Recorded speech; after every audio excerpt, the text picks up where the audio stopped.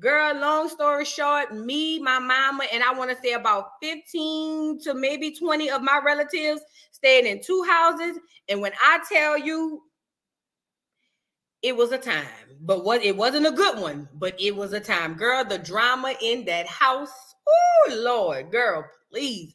Black people can't cohabitate together for too long, and that was one of those things. But I vividly remember waking up middle of the night and cutting on the TV and putting on CNN. It was on. I'll tell you this.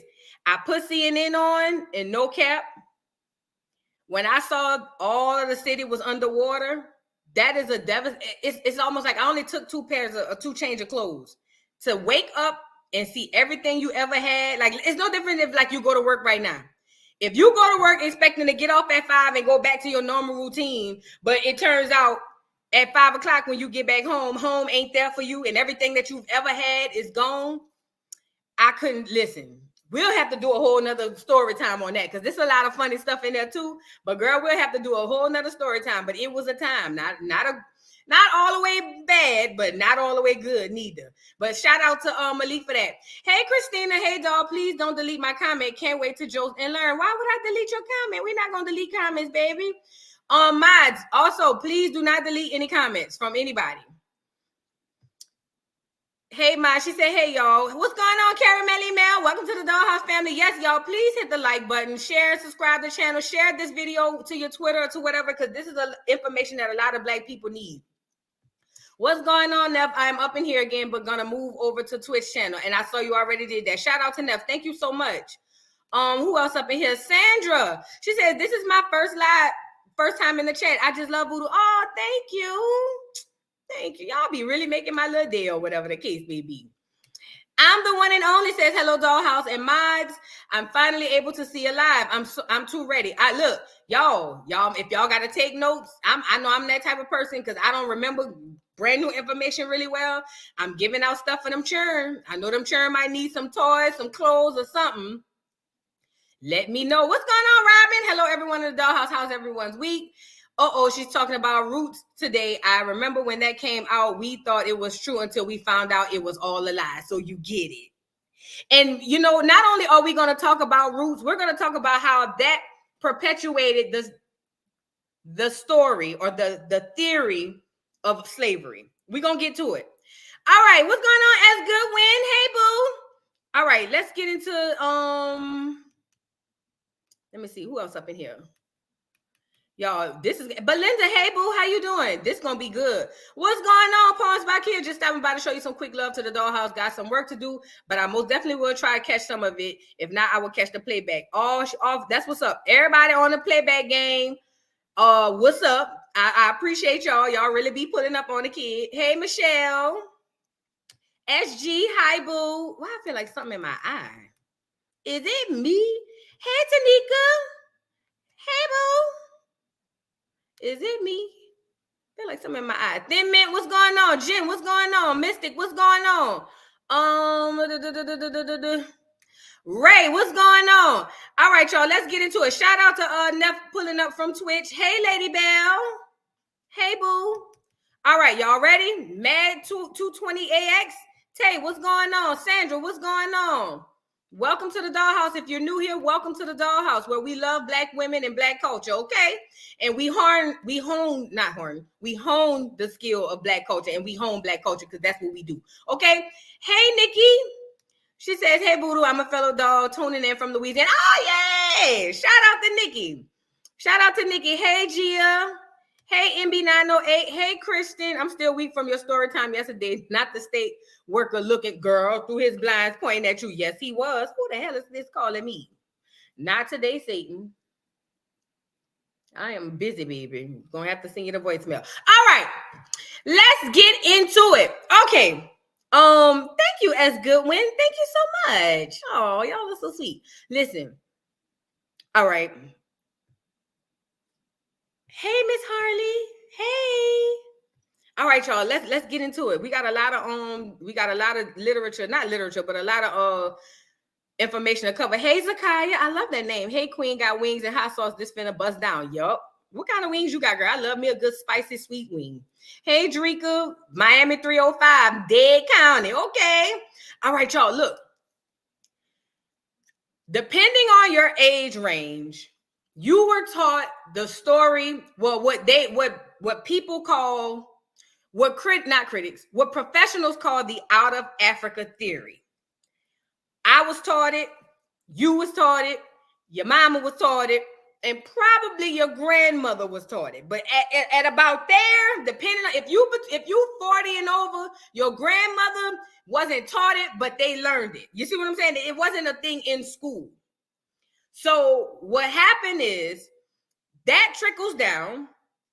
And so now we got children today who's never, even us, but who's never really heard anything about slavery, but know of the story. It's almost like any other folklore that any other culture or group has.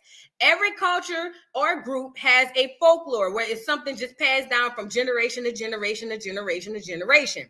That's how it is. Well, the thing is with Black Americans, I'm not talking about the Africans. No, Jamaicans, y'all in on this. All the Caribbean Blacks, y'all in on this too. All y'all are in on this. This is the same subject we covering. All the American Blacks and the Caribbean Blacks.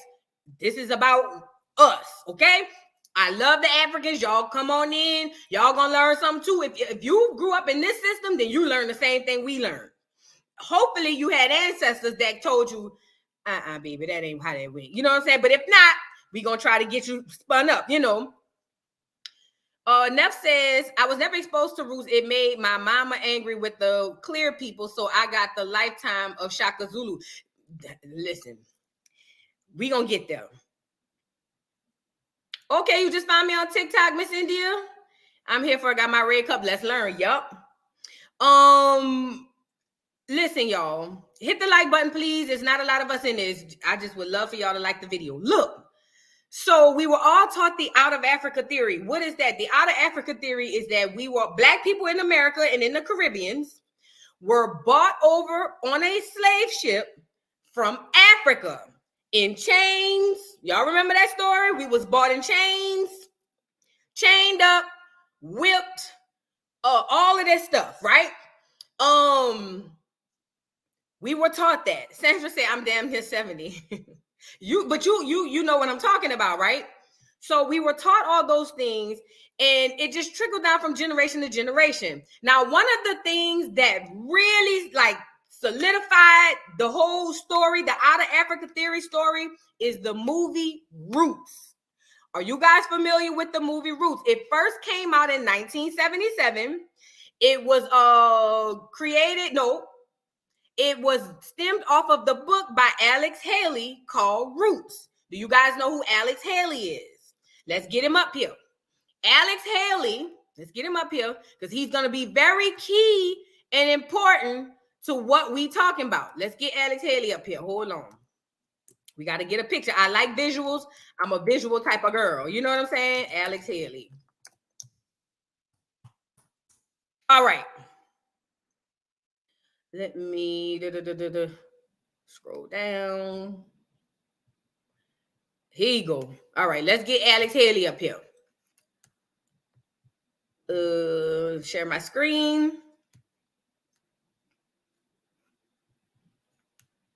All right, this is the man, Alex Haley. He is to be credited for all of you guys' idea of slavery. Before Alex Haley, the visuals and everything that we know about slavery, it did not exist. Granted, they taught us, I want to believe they started that theory in the early to mid 60s. Prior to that, it was not taught in schools. But look what Mumu Moses said, they were watching once a year. That's what I'm saying. It was like a staple in the Black community. Yes, we would watch it once a year with my family. My mom used to say that was his story, not everyone's story. Your mother was smart. You see what I'm saying? Your mother was smart. So boom, Alex Haley is the person you can credit for you now having the generational trauma that Black people are always talking about when it pertains to slavery. Mind you, none of us been through slavery.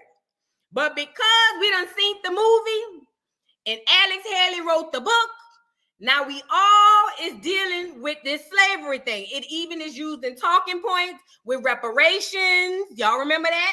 Now let me say this. I believe Black people should get reparations. I am 100% for reparations. However, the things we're asking for and the way in which we're doing it and the reason why we're asking are wrong. But that's a whole nother story. I'm just telling you how I feel. Hey, Connie. Connie says her first live. Shout out to Connie. What's going on, baby? So, boom. Connie, if you got children, pay attention. We giving away gifts and shit. Whatever. It is what it is. So, look. So,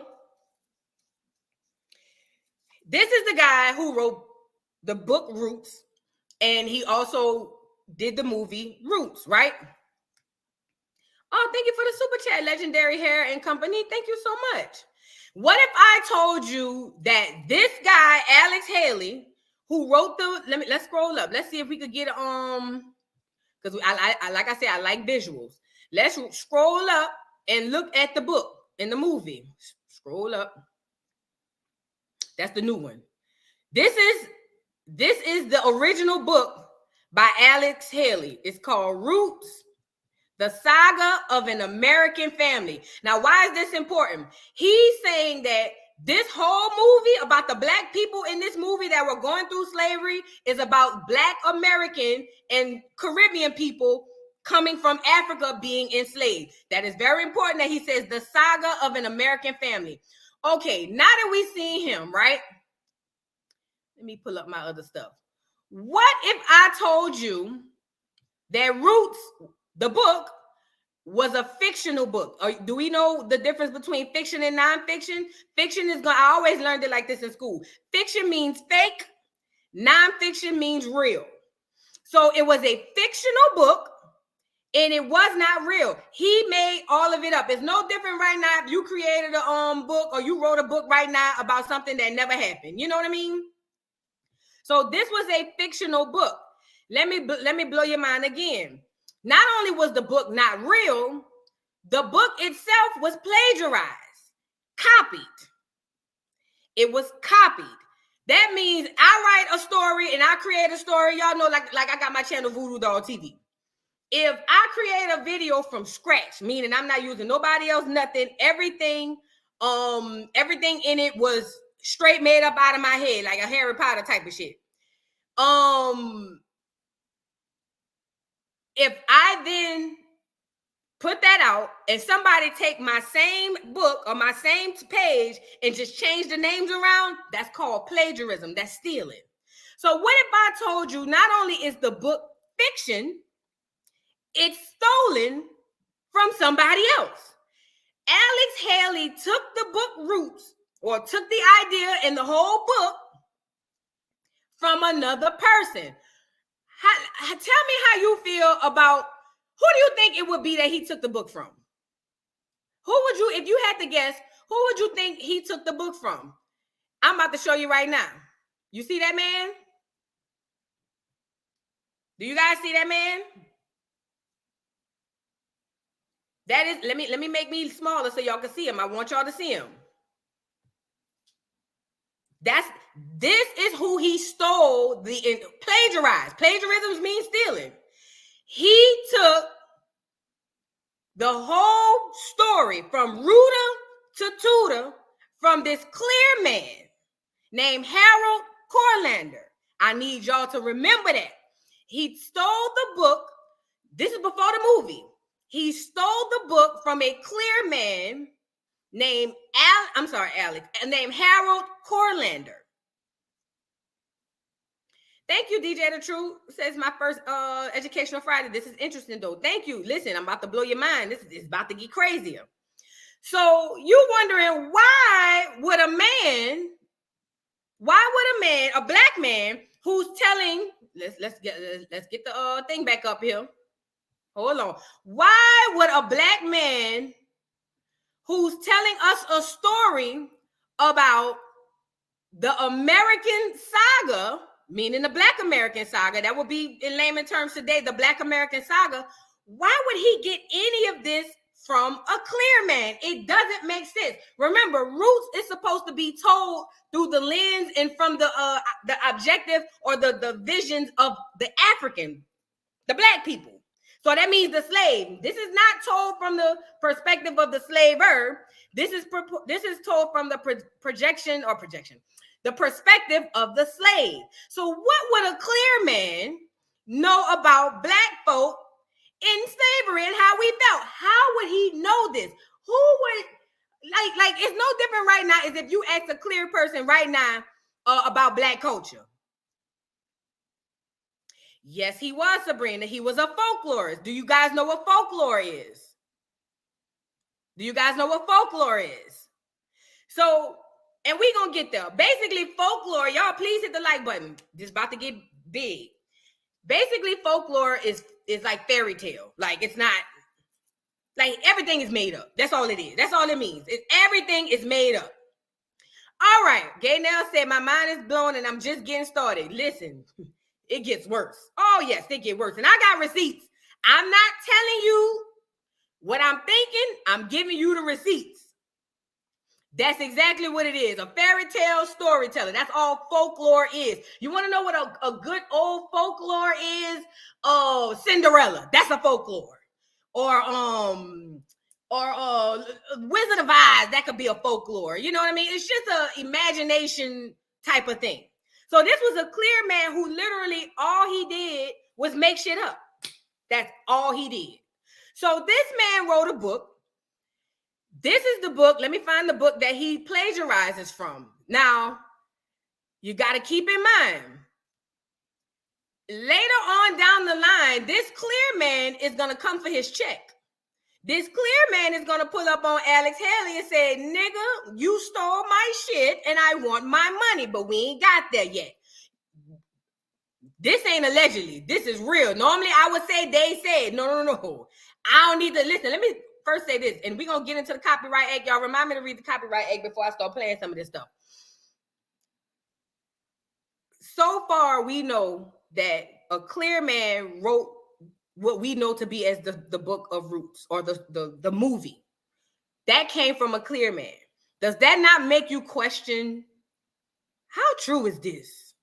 Because you know they bang it in your head from like elementary school in not language arts, what's they use? Social studies. When they go to Black History Month, y'all ever notice they always start in Black History Month with Martin Luther King? Really, they start and stop with that Negro.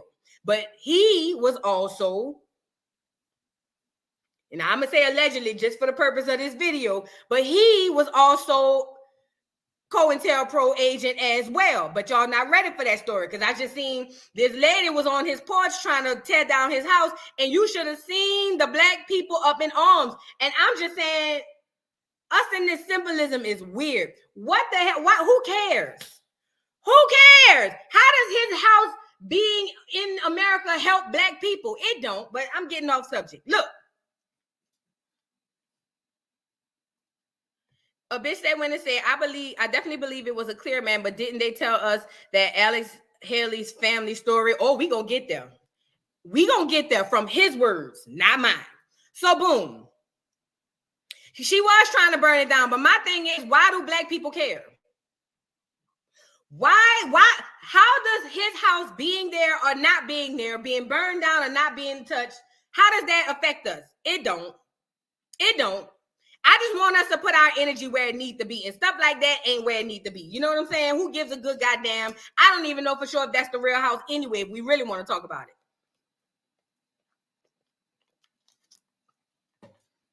Lady Bell said, when I was blind to the truth, I was excited to see his house. Listen, me and my best friend got into it because she came out here. Now, I heard that too. But listen, me and my best friend got into it because when she came out here, she wanted to go visit all of the Martin Luther King Museum. And I said, girl, for what, bitch? We done learned everything we need to know about Martin except the scandals. What the fuck we gonna look at a museum for? What? And she was like, that's black history. Girl, we done been taught it from second grade all the way up through college. What else we need to know? Girl, but either way, we got into it behind that. Nevertheless, back to the clear man. So the book that was plagiarized from by Alex Haley, which means stolen. Be back out of here. The book that was plagiarized from is this book. Let me get y'all up here so y'all can see it.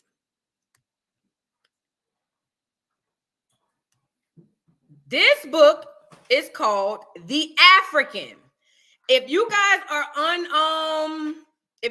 unfamiliar with what was going on in the earlier times, I'm talking about pre-colonial. Everybody who had melanin in their skin, to the clear people, they were automatically African. I don't care what part of the earth you was on. You could be in Mexico. You could be in America. You can be anywhere. Everybody was African. So that's why it would make sense that this man called this book The African. You ain't lying, a bitch. It's like pulling teeth trying to give people this information. She says, Voodoo, everybody ain't open-eyed like some of us. They still blind, even my friends and family. Listen, it's literally like pulling teeth. There's an old saying. It's easier to trick a man than to convince him he's being tricked. You see what I'm saying? Most people like the comfortability of being in ignorance. Let's just call a thing a thing. Most people don't want to know the truth because that requires too much of them. Yes, Ty, the out of Africa theory is a lie too. That's where all of this is coming from. I'm tying all of this in because without this movie, to be completely honest, without this movie, we would not have the visual trauma that we running around here saying, oh yeah, I just can't because we were slaves. No, bitch. No, we weren't.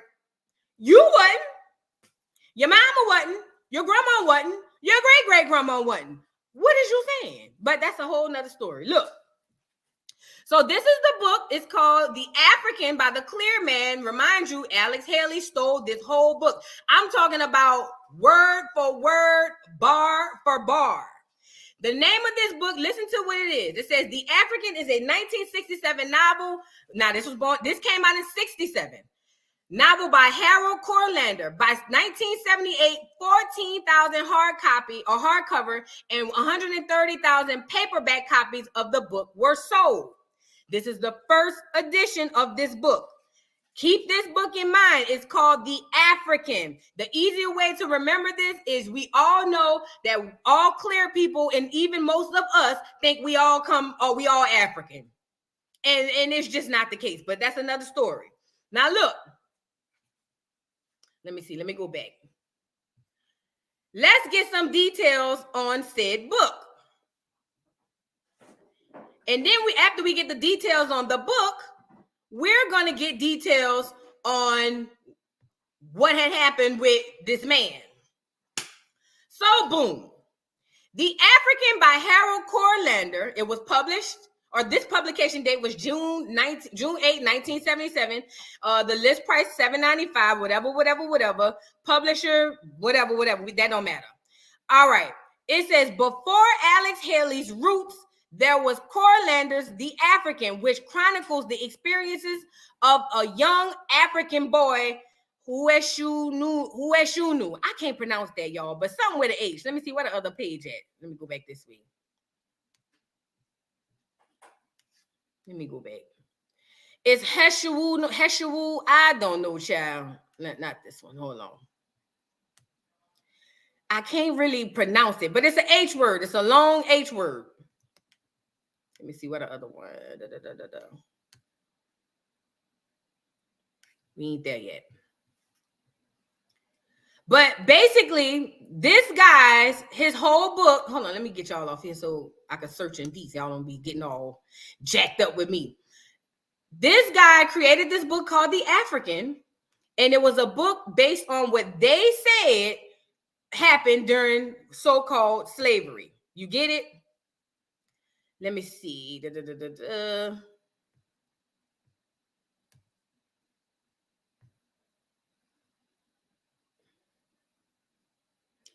is the part I want y'all to see.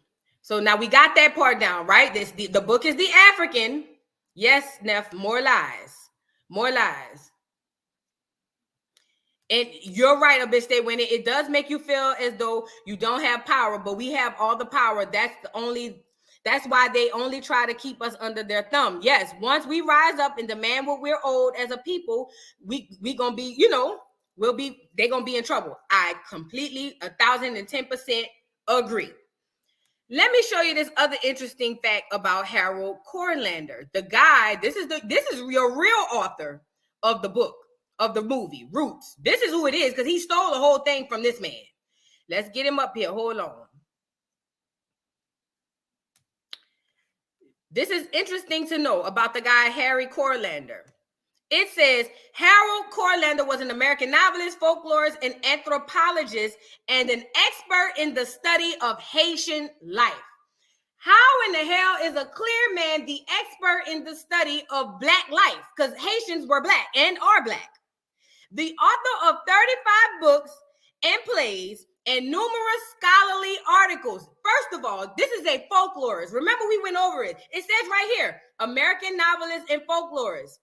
How are you putting somebody who literally makes stuff up into a category of scholarly? Because that's a part of the agenda to make you believe whatever it is these folk want you to believe, which is that you have no power, you was a slave, and you came from Africa, and you still in slavery. It goes on to say, Corlander specializes in the study of African, Caribbean, Afro-American, and Native American cultures. Let me give you the 4 cultures again. African, it's 5, I'm sorry. Caribbean, no, it's 4. Afro-American and Native American culture. Let me say this, and I want this to not fall on deaf ears, you guys. Please hear me out. This man, this bio right here says he specializes in the study of African, and then he also puts in African American. Let me ask y'all a question. Put a 1 in the chat if I told you that Africans and Americans in Africa are not the same. If that offends you, or if that would offend you, put a 1 in the chat. If it doesn't offend you and you're just like, yeah, that makes sense because I'm not Nigerian, we're not the same, put a 2 in the chat. So if it doesn't make sense for me to tell you that you're not African, put a 1. Be honest. If it don't make sense, put a 1. Because listen, that's all we've been indoctrinated to know. If it don't make sense if I tell you we are not an African, put a 1 in the chat. That's asinine to me. That don't even make no sense. Put a 2 in the chat if it makes all the sense in the world. The reason I'm saying that, because even in his bio, he's separating the 2. Now, granted, they labeled us as African American because that goes along with the out of Africa theory.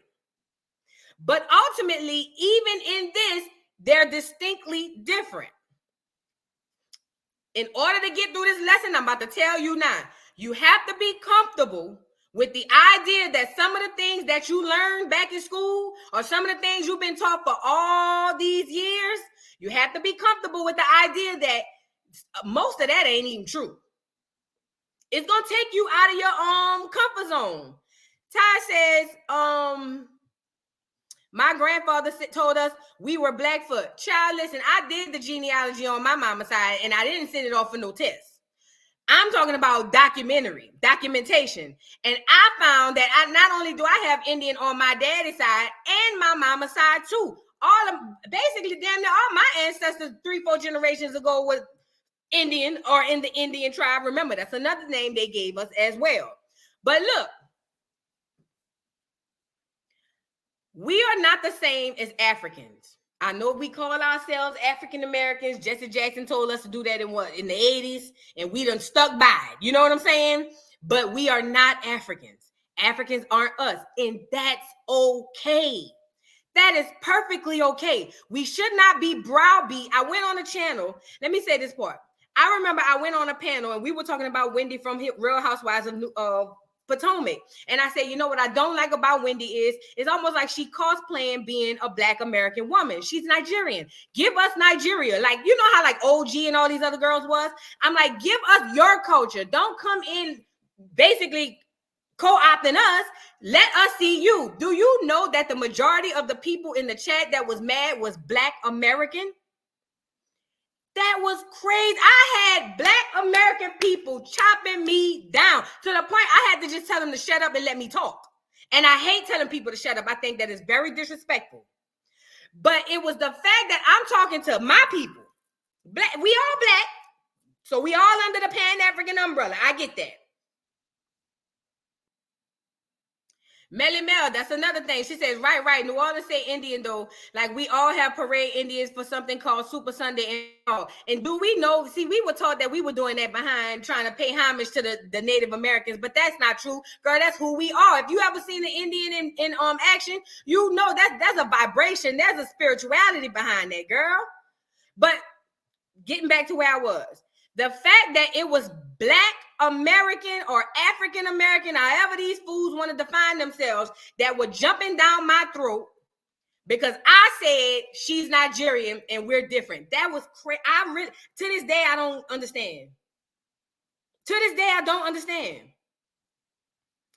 To this day, I don't. What is wrong with? See, I get it. We were conditioned through church, school, and everything else that how dare you care about yourself? How dare you separate yourself? Oh, girl, I was a separatist. I'm promoting separation. Why are you coming over here with that negativity? It's negativity for me to say that as an African American, I'm different from the Nigerian. I tell you what, ask the Nigerian if y'all the same.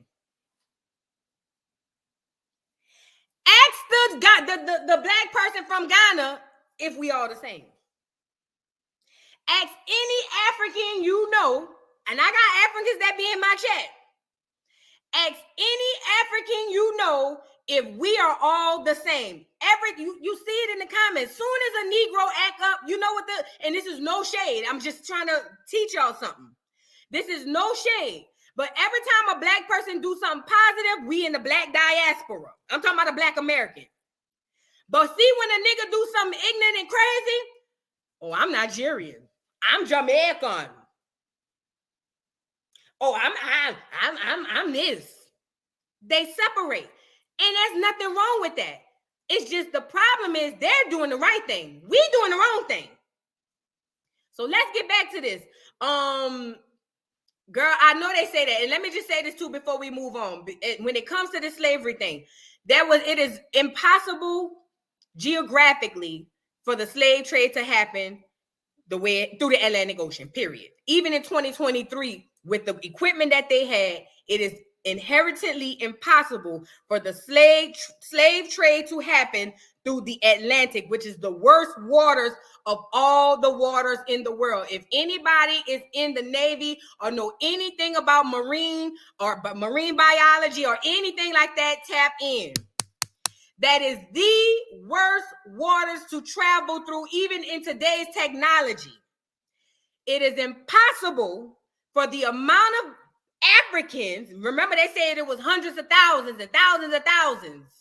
It is geographically impossible on wooden ships at that for them to get all them Negroes from over there to over here. They wouldn't have made it. And the ones who did, let's say they left with 100. If they would have made it to the other side, I'd probably say about 5 or 10, maybe 15, 20 would have made it. Yes, tweeted the one, they said it was millions. It's all folklore. This is all that out of Africa theory. Now, mind you,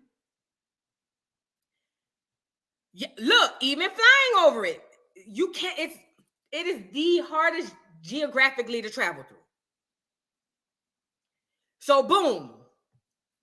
Mind you, Alex Haley, the creator of Roots, the movie, Kunta Kinte.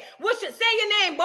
Say your name, Toby. I'm Kunta Kinte. And then they hit him again. And all the people watching, they go, oh, Lord, just say your name, Toby. Just say your name, Toby. And he looked back and he said, I'm Kunta Kinte. Then they hit him again. I remember watching it. I remember damn near in tears. Like, oh, my God, these crazy clear people, they evil, which... not necessarily untrue, but you know what I mean? Like, you know, it made me, it invoked a thing in me that made me really, what's the word? Resentful of clear people. It made me really resentful. But if I told you that that was the whole purpose of the movie, to invoke a negative response in us and a positive one in the clear people watching it, because they watched it too. We gonna get there.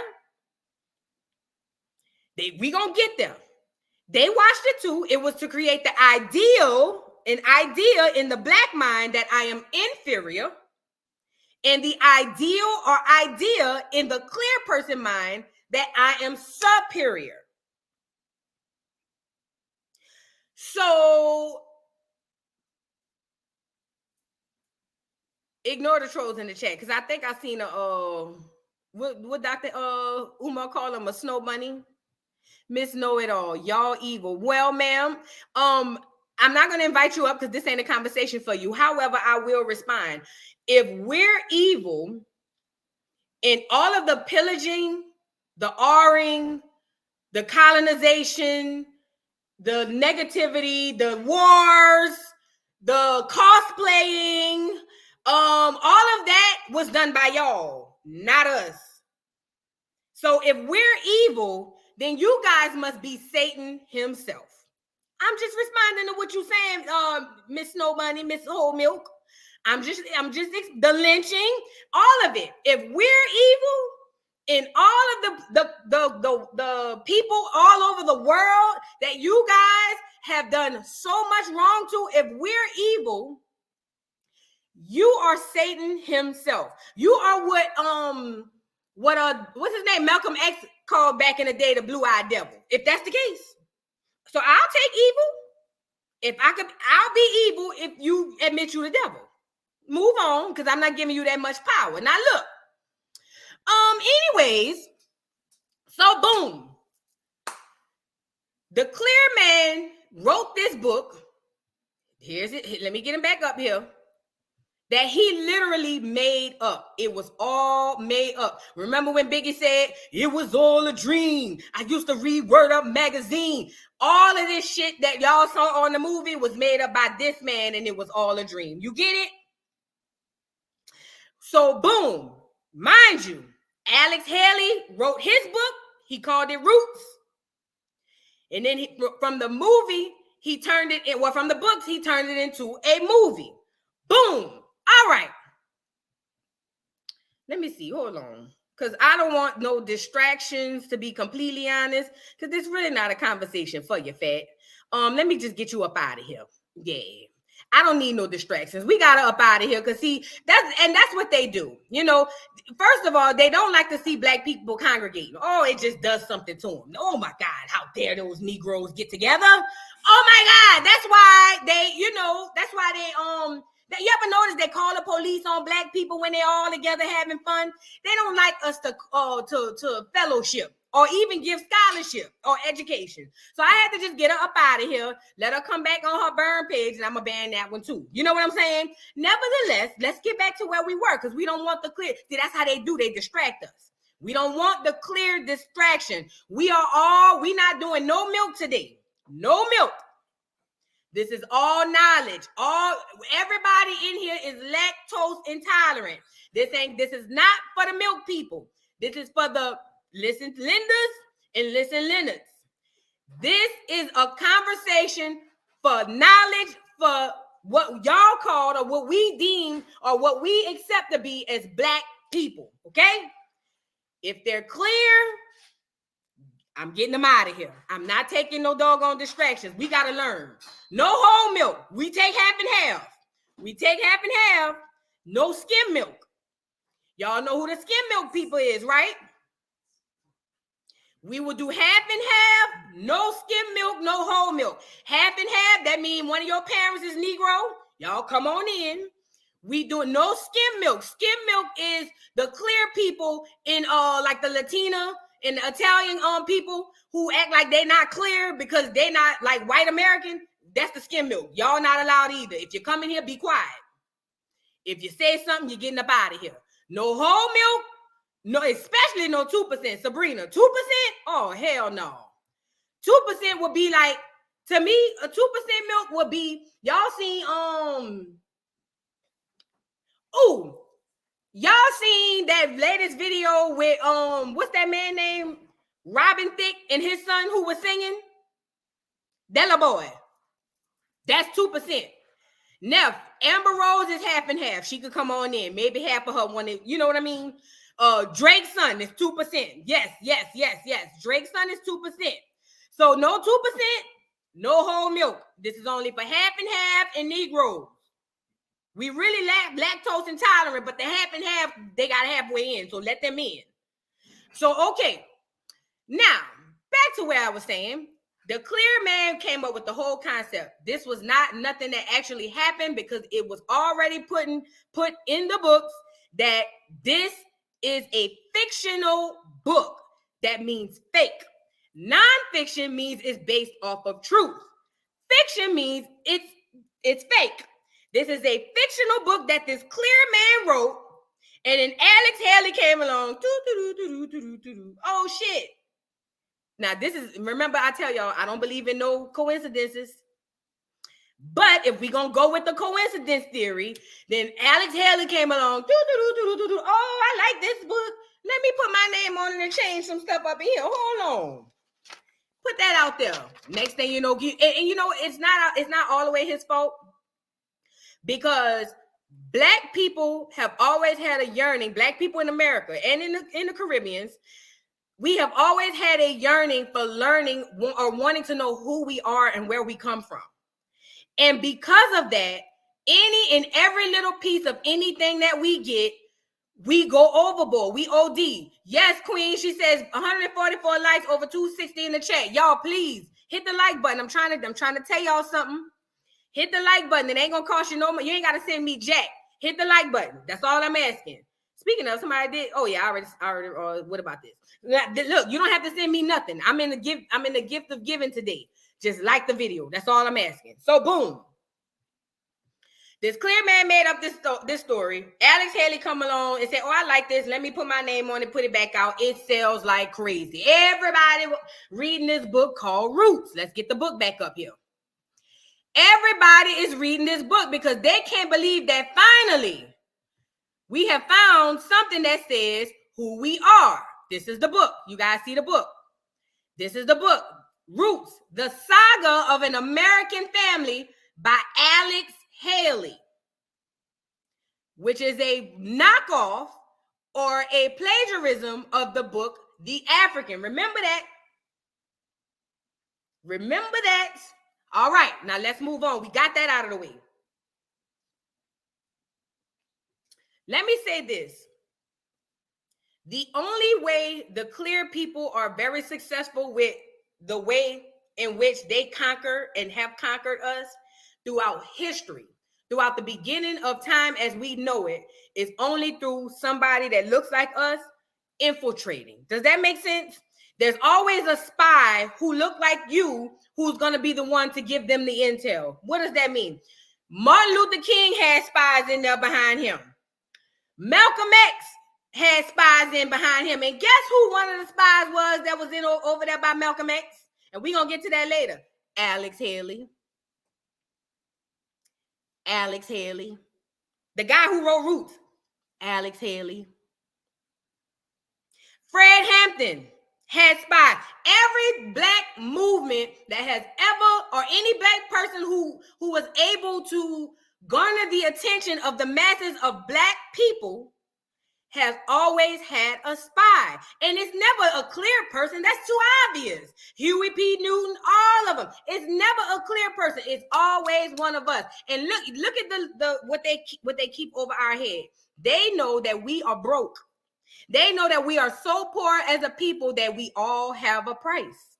And because we all have a price, all you got to do is name said price, and you got you a good spy. You see what I'm saying? So boom, we got that out of the way. Let me see. Let me go back to my receipts, because we got some more things to discuss, child. This is about to be good. This is about to be good. A lot of y'all, if y'all haven't heard any of this, this is about to blow your mind. Do you hear me? All right. Now, there was something that these people had in common, right?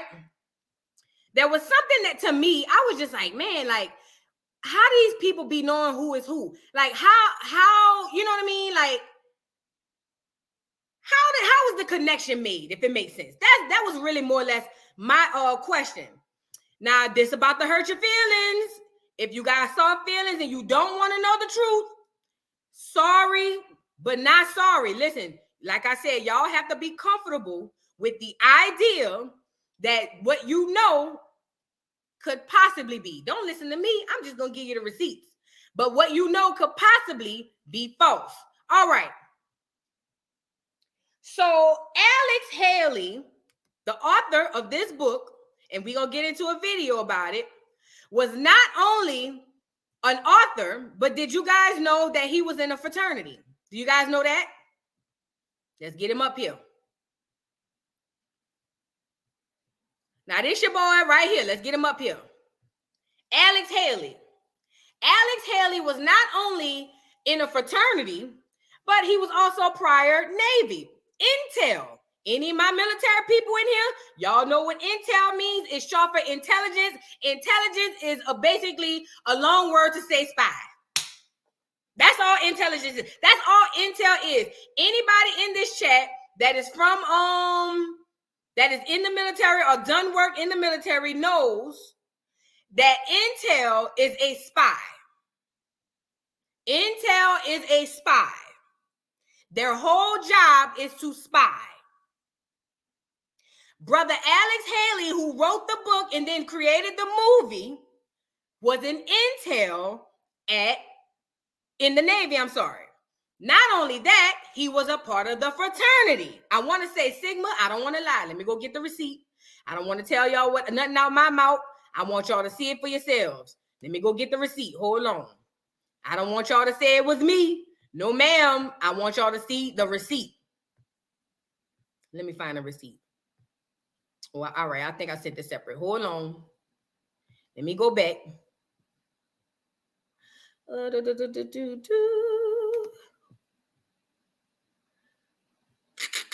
And we're going to hear from Alex Haley himself as to, the so-called book and how, it really wasn't true for real. It was just kind of like, whatever. Let me see. Let me just Google it because I don't know if I sent it to myself.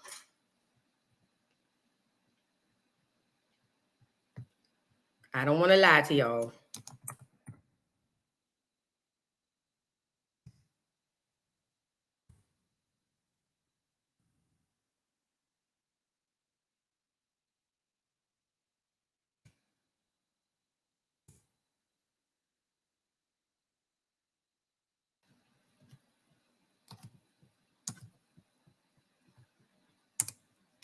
So, okay. Not only y'all, I mentioned this earlier. Not only was he a spy when it came to the Navy, you did know he worked side by side with Malcolm X as well, right? Let's get him up here. Come on, Al. Get your ass up here, Al. Let's get some intel on you. All right, share this tab instead. He was also a Freemason.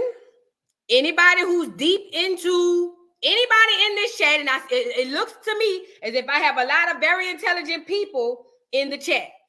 Anybody who's intelligent on the Freemasonry and how it's hooked to a whole bunch of things, also how it's hooked to fraternities, sororities, you guys know that Freemasonry is involved in a lot. I'm trying to choose my words.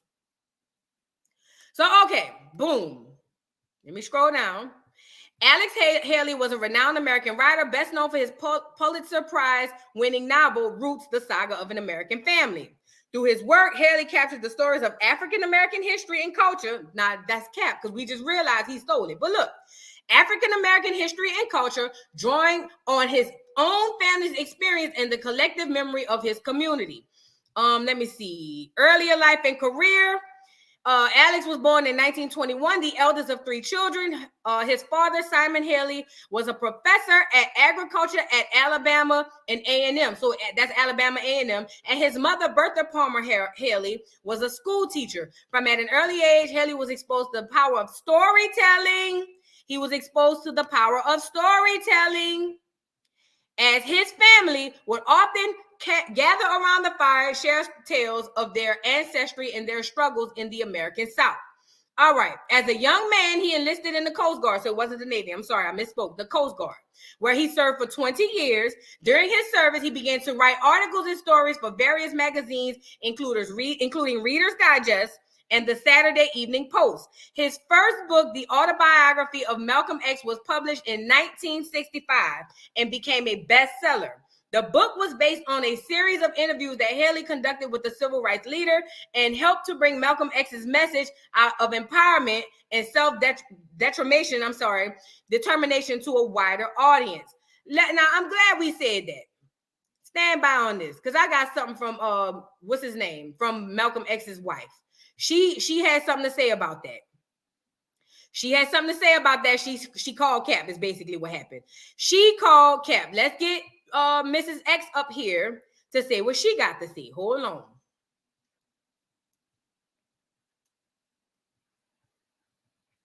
Let me see. Let me put this up so you guys can see what I see from these people. These people is a liar. I'm telling you what I know. These people, listen. These people are telling you whatever they need to tell you to keep you psychologically in chains, and it is working. So working so flawlessly to where we are literally around here saying we need reparations for slavery, and we don't even know if it happened the way it happened. I'm not saying it didn't happen. I'm saying we don't know if it happened the way it happened. Listen, look at this. My bad. Where's the volume at? Where the volume at? Can you guys hear this?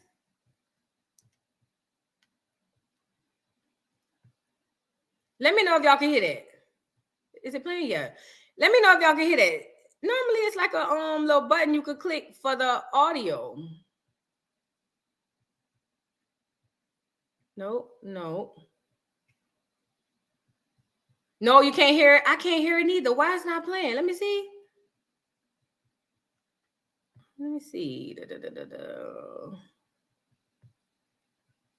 I wonder why it's not playing. No, don't do this to me. Don't do this to me. How about this? Let's just go on YouTube and find it. It'll play better on YouTube. Hold on. Let me just go find it on YouTube.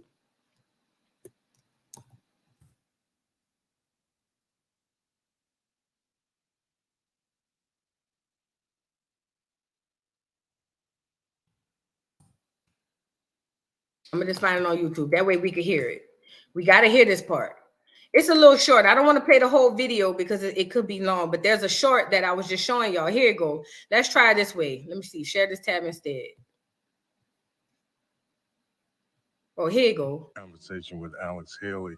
Malcolm said that the more I keep thinking about this thing, the things that have been happening lately, I'm not at all sure it's the Muslims. Well, let me just tell you, Alex kind of took, what do you call that? Creative license? Yes, absolutely. And he did that after Malcolm's assassination. Mm-hmm.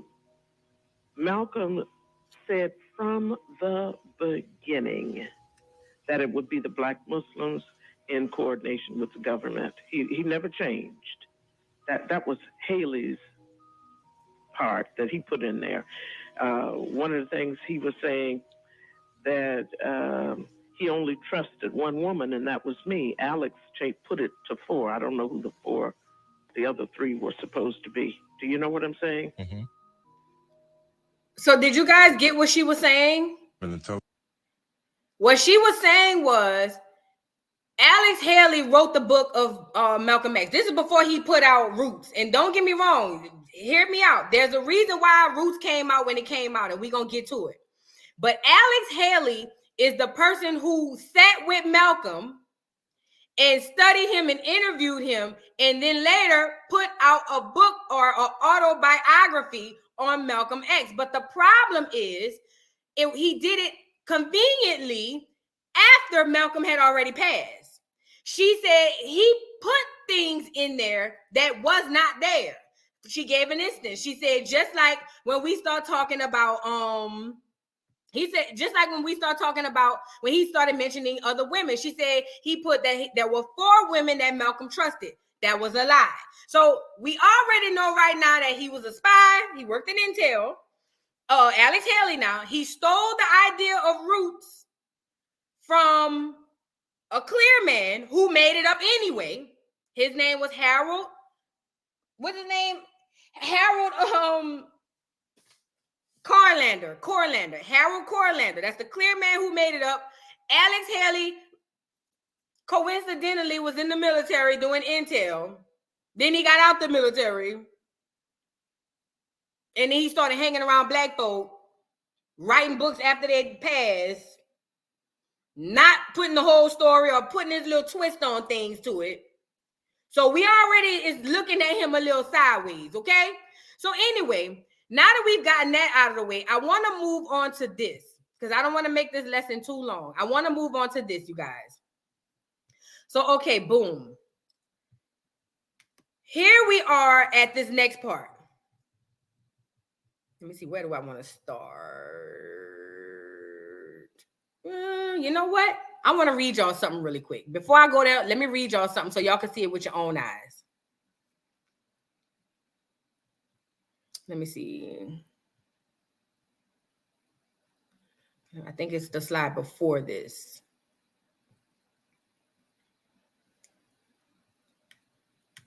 Let's get into the character of Kunta Kinte. Kunta Kinte, like I said, is based on a character inside of Harold Corlander's book. I call him H because I can't pronounce it. Dang, get this off of here. And basically, he just changed the name. Kunta Kinte, let's get into him.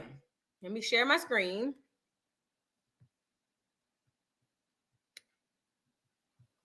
All right. Kunta Kinte, fictional character. You hear that? Fictional. He did not exist. Fictional. He was fake. Fictional character. This is from March 20, 2018. Who is Kunta Kinte? Kunta Kinte is a fictional, fake African slave taken to 18th century America in the novel and adapted TV series Roots. Based on the character and his experience, Kunta Kinte is also used as a derogatory name for an African person who has recently migrated to a new place.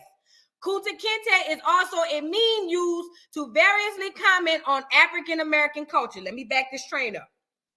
Based on the character and his experience, Kunta Kinte is also used as a derogatory name for an African person who has recently immigrated to a new place. So that would mean like any African person that goes from Africa to anywhere, they automatically call him Kunta Kinte. Why? Because in the movie, Kunta Kinte was the guy who was just rebelling. He was rebellious. He would not say his name was Toby, I'm sorry. When they asked him, hey, what's your name, boy? Say Toby. He said Kunta Kinte, and they beat him almost half to you know what. You know what I mean? So right now we got that piece. Let me back out. I want to show you another fun fact about Kunta Kinte. Let me scroll down. Also about Kunta Kinte, let me see. Here we go. Kunta Kinte struggled to be African. Listen to this. It says it's almost a decade since the publication of Alex Haley's Roots. This is 10 years after they put it out, the book, in 1977. And in the public view, at least, controversial generation by the book appears to have worn itself out. There no longer seems to be a sense of immediacy about answers to serial critical challenges, nor is there any clear measure of how those challenges might have affected the public image of Roots. The questions raised were numerous. For example, Haley's fact-finding trip to Gambia, that's Alex Haley. So he said he went on a trip to Gambia to do some fact-finding.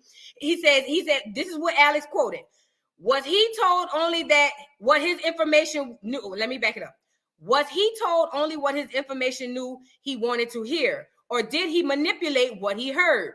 And about the Kunta Kinte on whose existence the whole saga hangs, was Kunta really captured in the manner described by Haley? And did he really make the Atlantic crossing on the Lord's ligaments or whatever it is? I can't really see it. Was the slave named Toby on the Waller plantation really the same person as Kunta Kinte? And how much or little of the narrative was history, as the publisher stoutly proclaimed it to be? And how much was fiction? Many such questions have in fact been answered, but whatever meaning they may have had, for the community in general, Roots continues to be read and quoted, is found everywhere in library shelves, is a cornerstone of various Black studies programs, and by some, both Black and white, is considered to be a milestone in the nurturing of Black self-awareness in America. What does that mean? This book that we know to be fact fiction, that's what they call it now. It's almost like, you know how like what's the man name? Trump came out with what's the phrase he kept saying? When he kept saying fake news. It's kind of like that. It's kind of like an oxymoron play on word.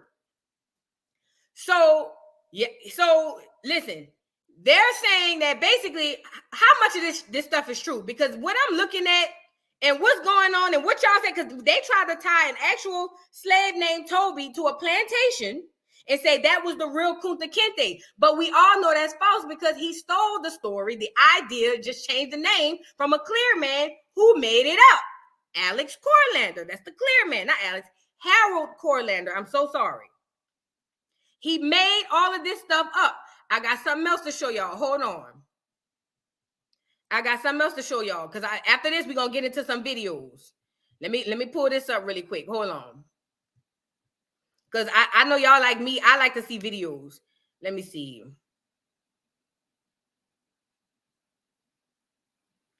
All right. Let me let y'all see this. Do I have the title on here so I can show y'all where I'm getting this from? Let me get the title so I can show y'all where I'm getting all of this from. I don't want y'all to think, oh, here we go.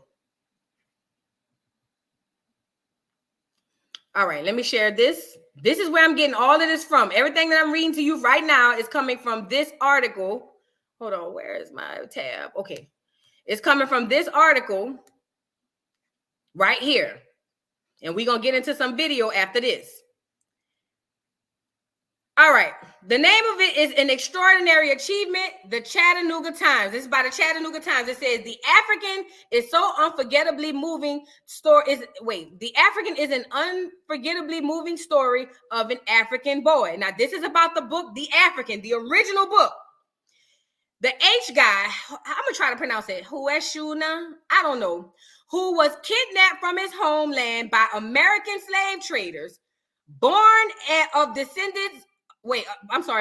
decades of field research among African and Caribbean people. This novel recreates the horrors of the Middle Passage. The H guy, I'm going to call him the H guy. I can't keep trying to pronounce it. Heroically fight for survival while shipwrecked on the island of St. Lucius, and the ultimate degradation of enslavement. Throughout these ordeals, Cortland's passionate he passionately delivers the African confusion over the plight, as well as the captor's ambiguities, and rationalizes over enslaving their fellow man. Let me go to the next one. I'm sorry, this glare be kind of getting me a little bit. Hold on.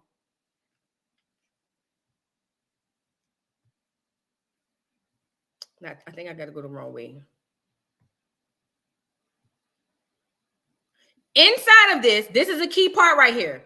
It says the African was written in the mid-60s, which by time I had been this is Alex Haley we talking about now. This is an article about the original book, The African, by the clear man, Harold Corlander, and they're going to mention Alex Haley in it as well. It says the African was written in the mid-60s, by which time I had deeply immersed in the study of African, Caribbean, and American cultures. It was not researched. That's the big part. This is the clear man telling you right now. I can't highlight it. It was not researched in the usual sense. Everything was up there waiting for me to use it. When the idea came to me, there should be a story such as this one, I reflected quite a while on what form it should take. I had never read a novel about enslaved Africans that encompassed what I had to say and therefore had no models. But one morning, I just sat down at my typewriter and began. This is a man saying, I always wanted to know the story of the clear man. I always want to know the story of Africans and enslavement. So it just came to me. And I sat down at my typewriter and began to type. So it says, another writer will understand me if I say the narrative seemed to write itself. And I simply went along with it as a companion wherever it led. I'm sorry.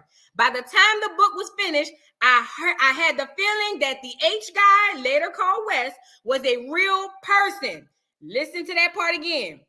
By the time the book was finished, this is the clear man with the original book, The African. By the time the book was finished, I had the feeling that the H guy, later called West, was a real person who had shared himself and his life with me. Now, unless this clear man is getting guidance from the ancestors and he's getting, they showing up in his sleep at night to tell him, hey, write this story so the Negroes can learn about themselves. Where the hell did this come from? Exactly, Tanya. It came to him and he just made it up. This is the entire, only thing Alex Haley did from Roots to The African, the book that the clear man wrote, was change the names, child. He took that shit word for word, bar for bar. How Soulja Boy say? He stole my fucking flow, word for word, bar for bar. That's what he did. That's exactly what he did. All right, now that we've gotten that out of the way, let me see. Now we're gonna get into some let me make sure that's everything, because I really want to get into this video right quick. All right, yeah, that should be good. Oh, this is another thing I want to tell y'all. Not only was Alex Haley in a fraternity and a Freemason, so was LeVar Burton. Y'all know who LeVar Burton is? That's the guy who made up the Reading Rainbow. I can go anywhere. Silas say, slow down. I'm sorry, baby. I'm sorry. What part you messed up on? We're going to go back a little bit. I'm so sorry if I'm going too fast for you. So this is the recap before we get into the video. And the video going to recap it all for real. The movie Roots, written in a book by Alex Haley, was stolen from a clear man named Harold Corlander. Harold Corlander just told you in his own words that basically he sat down and it came to him and he just started writing. That's where we at so far. Also, Alex Haley and LeVar Burton, that is the star. He played Kunta Kinte in the 1977 classic. Let me get him up here. So y'all can see him. He played Kunta Kinte in the 1977 movie Roots, and he later became the creator of the PBS show The Reading Rainbow. Let's get him up here. He's on my thumbnail actually, but we'll get him up here anyway. Just in case. Let's get him up here. Just in case I don't make it home tonight. Here we go. Let's get him up here. All right. This is LeVar Burton. He was I think it was 19. He had just got into college and he had his breakout role. Whoa, I didn't even put it back up here. I'm sorry. This is LeVar Burton. He was 19. He had his breakout role as Kunta Kinte. It's so funny you say this, abundant one. Let me show you something. Let me show you how crazy the world is. This is so true. She said they canceled Reading Rainbow because LeVar was promoting reading and unification. Yes, he was. And I don't know if you guys was here on my last Educational Friday where we covered Malcolm X spilling tea on Martin Luther King. Just like Martin Luther King, and I'm saying allegedly for this video, but just like Martin Luther King, LeVar Burton was hired to do a job. That job was to redirect the thinking of Black people. See, we think everything, we believe everything is just all like, it's surface level. Oh, it's just a movie. people really believed this movie was black people at the time really believed that was their history because it was packaged and given to us as our history.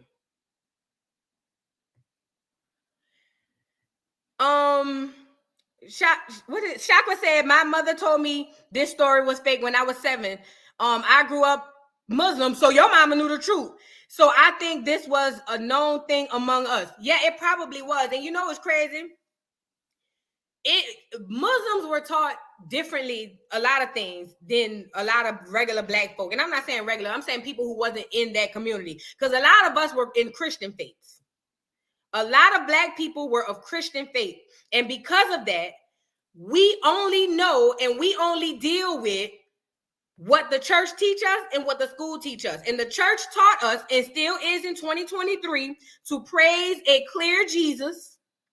It teaches us to not question anything regarding faith or the Bible or God or anything that this philandering, whoremongering, crook at the pulpit is telling you.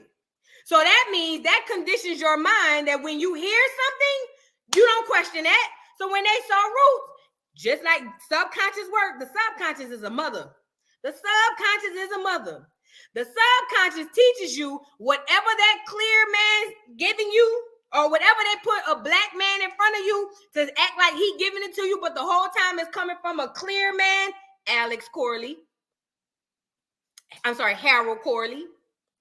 Whatever they give you, you shut up and you take it. And we had such a thirst for wanting to know who we are and who we were that when we saw that, we knew right then and there. Thank you for the super chat, Ryder, super sticker. I'm so sorry. I'm so thankful. I'm sorry. Thank you. Lady Season said, my family taught us the real deal at home. Shout out to your family. Let me ask y'all a question, because I find that a lot of people from the northern region of America, y'all were taught completely different because y'all faith and religions are typically different. I don't believe the Christian population is as large above the Mason-Dixon line as it is below it. Does that make sense? You know how like the states like Louisiana, Texas, Florida, Alabama, Georgia, they all Bible Belt states? The reason Louisiana, if you're from New Orleans or Louisiana, tap in. The reason that Louisiana has parishes instead of counties is because parish is short for parishioner of the Catholic Church. You get it? That's how engraved into Catholicism and Christendom that we are in the South. Listen, in the South, there's a church on every corner. There's a church, a liquor store, and what else? Oh, and a funeral home damn near on every corner. Mandy's World, let me ask you a question. You from New Orleans. Did you know that the reason we have parishes and no other people don't is because that's how deep and drenched into Catholicism the state was? I know you know because we celebrate Mardi Gras. We do Lent. You know what I'm saying? We don't even realize how deep into this stuff we do. Or we are. Okay, Lady Bell said, I grew up in Cato Parish. Yeah. Jamaica has parishes as well. You know why? Melanin popping. You know why Jamaica has parishes as well? Because you got to keep in mind, it was a whole bunch of clear people that came over here and conquered the people that were already here. I'm going to just say what I got to say. It was a whole bunch of clear people that came over and conquered the black people that were already here. Y'all can get on this thing and believe, if y'all want to get off this live and believe that they shipped millions, I'm going to even say thousands of Negroes under a wooden ship through the worst waters you can ever go through, even in 2023 with the technology and ships we have today. If y'all want to believe that they took all us from over there, then go ahead on, be my guest. I ain't got nothing to do with that. That's between you and your belief system. I ain't got nothing to do with that. But I'm going to say what I got to say the way I got to say it. The reason Jamaicans also had parishes, I heard somebody say Cali had, because those were the heavy areas where the colonizers, hell, they even, Angela, you from New Orleans too? She said stay in Texas. They even have, it's even in the movie, freaking, what's the name of that movie? they be saying, colonizer. Girl, I hate when I draw blanks. Black Panther. Y'all don't even be knowing they be telling y'all the truth in the movies. You get it? They were colonizers. That's what they did. They colonized. Mystic Moon, this is false. And I can prove this to be a fact, but I ain't got time. But I'll say this. Mardi Gras did not start in Alabama. It was not created in Alabama. Mardi Gras was created in France. The only reason Mardi Gras landed in Alabama for the very first time, and I'm going to give you this short story, and we're going to talk about it later because this is not what we own. But the only reason Mardi Gras happened for the very first time in Alabama was because the people that they sent over here to claim the land, remember, after they colonized, the clear person, you see that lady with the green thing up there in New York, where the lights stay on? Y'all remember that? She's still up there, the green heifer with the thing, with the light on, like Motel 6. Y'all remember her? Well, yeah. The reason that Alabama has Mardi Gras is because all of the people coming into the new world, which were some of the French, who had territory from New Orleans, that means the Gulf, all the way up through Kentucky. That's why you see fleur-de-lis all the way up there. Because what happened was in a short story, when they came, they sent two people over here. I think it was Bienville. I don't want to lie, but it's not important. They sent two people over here to claim their land. The people got here and said, oh shit, it's Mardi Gras time. Because where they from in France, they were already celebrating a form of Mardi Gras. So they settled in New Orleans and was going to have it there. The king, I want to say Ferdinand, don't quote me, called him and said, hey, get your ass up there and go get this land. I didn't send y'all out there to have a good time. Get your ass up. So they decided, well, shit, we got to go claim our land. And it just so happened, Fat Tuesday, Lundi Gras, Mardi Gras happened to fall on when they ass was up there in Alabama. But I'll say this, that was the only year the French ever celebrated Mardi Gras in Alabama. And ever since then, it has always been in New Orleans because that's where it was intended to be. You get it? So yeah, y'all had the first one, but it didn't originate there. It originated in France, but that's not why we're here. So boom. So now that we on for that, this is LeVar Burton. I'm sorry, LeVar Burton. LeVar Burton. Let's get back to the scholarship because I want to get y'all this video, and then we're gonna do some giveaways.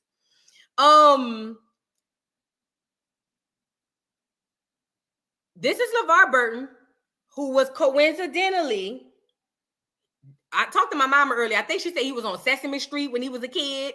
I don't know, but he was coincidentally selected to be Kunta Kinte in Alex Haley's plagiaristic version of a folklore or a fairy tale that a clear man made. He then went on to do The Reading Rainbow. Take a look, it's in a book, A Reading Rainbow. Now, a lot of you are saying, I remember that. I know I remembered it. You know, shout out to Shaka Khan. I didn't know that was her till I was grown. But anyway, not only was he doing The Reading Rainbow, he did Star Trek in the 90s. His career catapulted ever since he did Roots. Everything is done at a time for a reason. The reason they put Roots out, they could have put the movie out in the time where we were dealing with civil rights, and we're going to get there. But they did it because Alex Haley said out of his own mouth, if we did it during that time, and if anybody was on my live with Martin Luther King, y'all know this coincides with what Martin Luther King was paid to do, allegedly, for the sake of the video. So, what was I saying? Yeah. So the reason they put it out when they put it out was because it was right after the leaders were unalived, and it was a way to colonize the mind and psychological warfare. You get it? Colonize the mind, psychological warfare. How do we capture a people? Not physically. If you capture the mind, you unalive the body. Does that make sense? So it always is somebody who look like you, All your athletes, all your entertainers, all your authors, all your singers, all of them are puppets. They have a job to do. They are hired. All your big time podcasters, Highs, Gilly the Kid and Wallow. All of these people are hired by the colonizers to keep you stupid and to also keep you psychologically screwed so that you don't understand what's really going on. Because once you realize this shit really ain't this complex, you just gotta take the blinders off. It's like crazy. All right. Now that we got that out of the way, LeVar Burton, like I said, he just happened to be in a fraternity too. Now, y'all can believe in coincidences if y'all want. Personally, I call cap. Ain't no coincidence. How the hell, girl? Remember they be saying, oh, fraternity is for brotherhood and for fellowship and for what's the other word they use? Oh, you get the network. I'm talking about your sororities and your fraternities. Oh, they networking all right. One Martin Luther King or Alpha or something like that. Oh, yeah. All right, now that we've seen that, I want to show y'all this video. Let me get this off of here. I want to show you guys this video. So I want to shout out the page, though. Let me get the page because I saw this video and I thought this was super, super dope that this guy had did this research on this. He did an amazing job, but I only want to show the piece of the video that is the documentary piece. Not really the documentary, but it's the part where it's an actual interview from the people themselves. You get what I'm saying? All right, let me scroll down. Where you at? And Dick Gregory, you know, he had something to say about it too. Here we go. Let me see.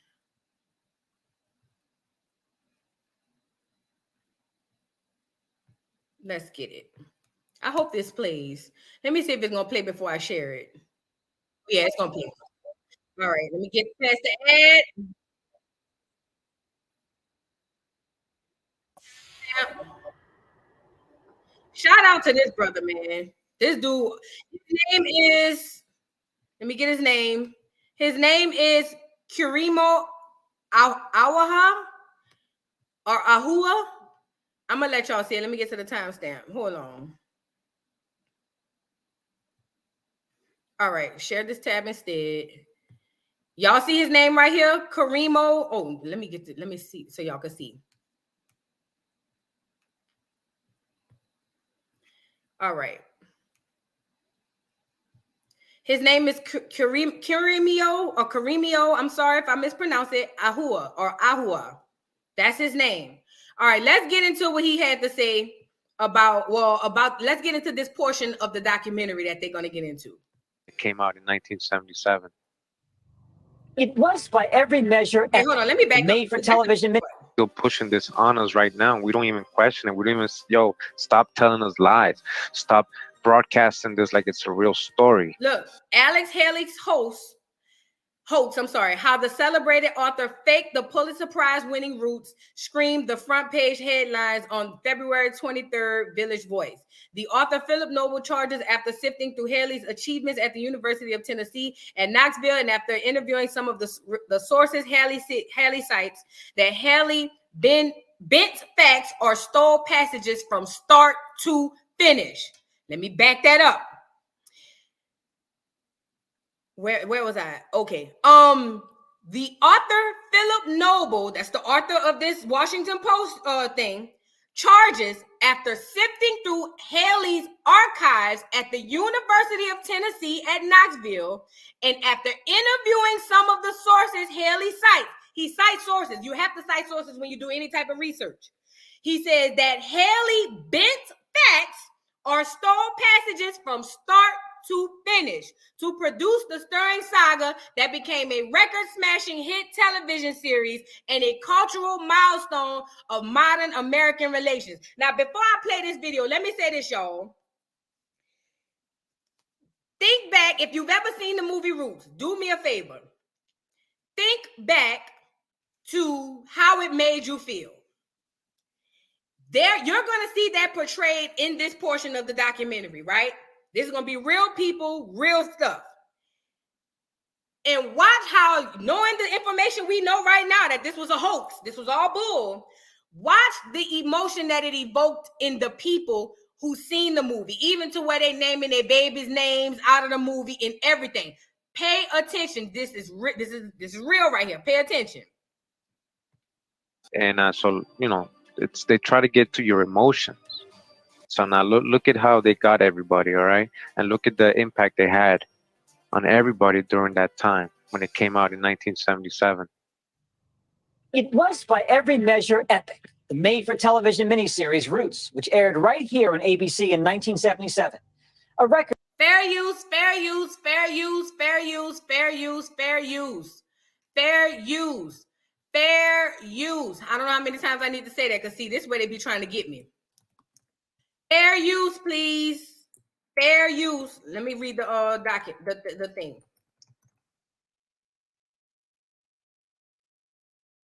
Let me read that before we get on here.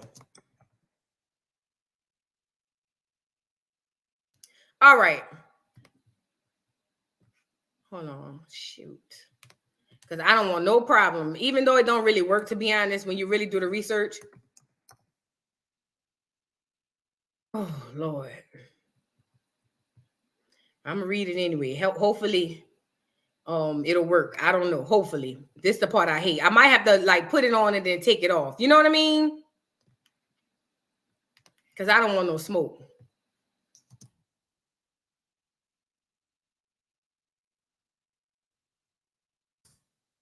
I don't want to, but I might have to do that. All right. Section 107 of the Copyright Act provides that statutory framework for determining whether something is a fair use and identifies certain types of use, such as criticism, comments, news reporting, teaching, scholarship, and research as examples of activities that may qualify as fair use.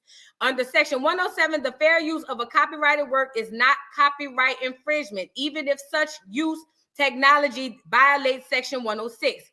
The fair use doctrine is codified in the 1976 Copyright Act under 17 U.S.C. 107 and is listed. It lists the factors to be considered to be determined if the use of material does not constitute infringement of copyrighted material. Now let's get into it, y'all. Hopefully this works. Because if they make me edit this out, I'm gonna be mad. Go ahead. 85% of American households watch. For perspective, that's more than have ever watched an Olympics or a Super Bowl. For the first time on TV, it was a very human story of slavery, what's been called America's original sin, told from the slave's perspective. Now a new version of Roots for a new generation premieres next week. Few roles in television history cast a longer shadow than Kunta Kinte. Here's one thing you need to do Did y'all hear when before he buying said, anything online. Don't spend. Turn that off. Did you guys hear really quickly? I needed to pause anyway. Did you guys hear when he said that this was watched more than the Super Bowl at the time and all of that? Like, this was huge. Everybody, both clear and black, was watching this. Put the volume back on. Became an American slave in Roots. I opened my eyes, and I was here. So, A record 130 million people tuned in, a milestone for our nation. 130 million people in 1977 watched this movie. Do you guys understand how huge that was in 1977, where everybody wasn't glued to the TV? 130 million people watched this movie in 1977.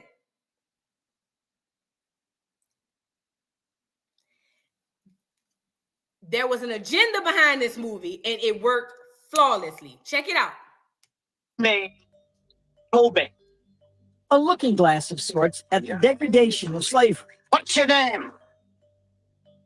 Kunta Kinte. And the dignity one man, one family reclaimed. So Roots was a seminal event in our nation's history. That's LeVar Burton. Listen to him. Now, he knows this shit is fake because he starred in the movie written by the man who wrote the book who stole it from the clear man. By this time, the man had already settled the lawsuit. But we gonna get there. He knows this is fake. Listen, this is a very good lesson for Black people. I need y'all to hear me out. Everybody who look like you, even if they are your kin, are not there for your greater good. A lot of people have ulterior motives in the things that they do. When y'all ask me why I don't like celebrities, here's one of the prime examples why. This man knows that this is not a true story. But watch how he talk about it. Look. Actor LeVar Burton was just a 19-year-old college kid. Could never forget you. When he got the role of his life. The story had never been told before from the point of view of the Africans. You are Kunta Kinte. Now, almost 40 years later, Kunta Kinte and Roots are back. Reimagined and remade by the History Channel. The new cast full of Hollywood star power, but the starring role, Kunta Kinte, played by British newcomer Malachi Kirby. Y'all notice, number one, look at all y'all faves in here. You know, we had the cockeyed dude, what's his name? With who have the brother that looked just like him. All y'all faves in here, Anika Noni Rose, all of them in here. But do y'all notice when they have actual Black American characters from history, they always get a Black person outside of America? Typically Britain, but Africa. They love getting Africans that's not from America to play niggas. And for the life of me, I don't understand it. I let them put the chains on your mind.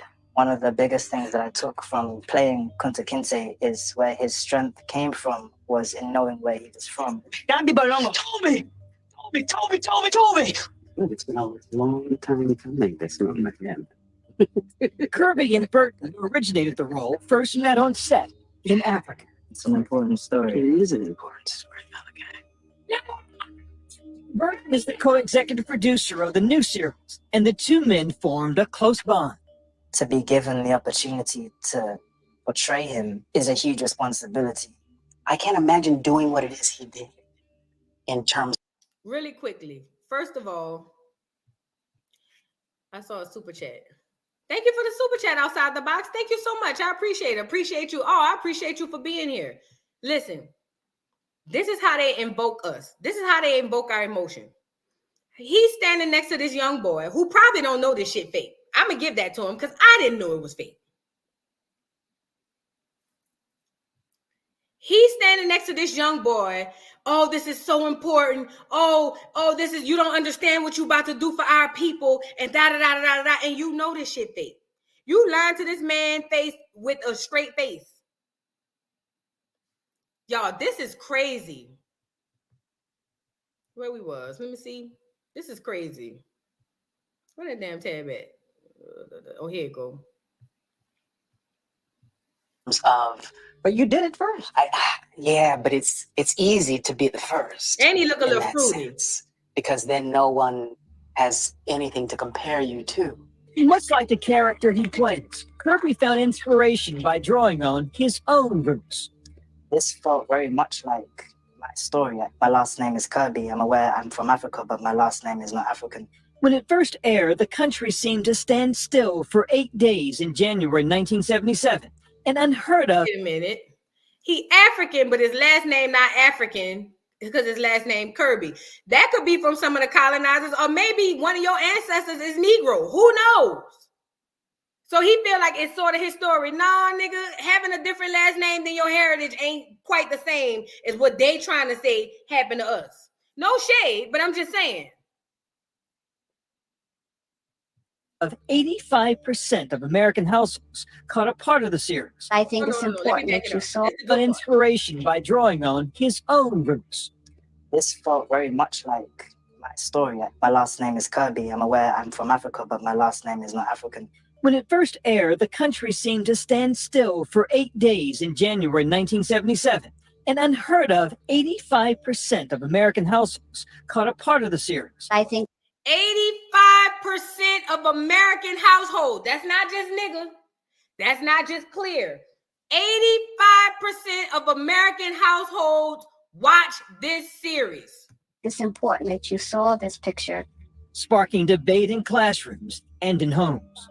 Like the black people in there were trying to accomplish that men are equal. It rocked us. It tore the blinders off. We could not go back to the way we were before. Sure, I remember I went to a predominantly white high school, and I was pissed going to school. Sure. And we had to work through that. You heard what that man said?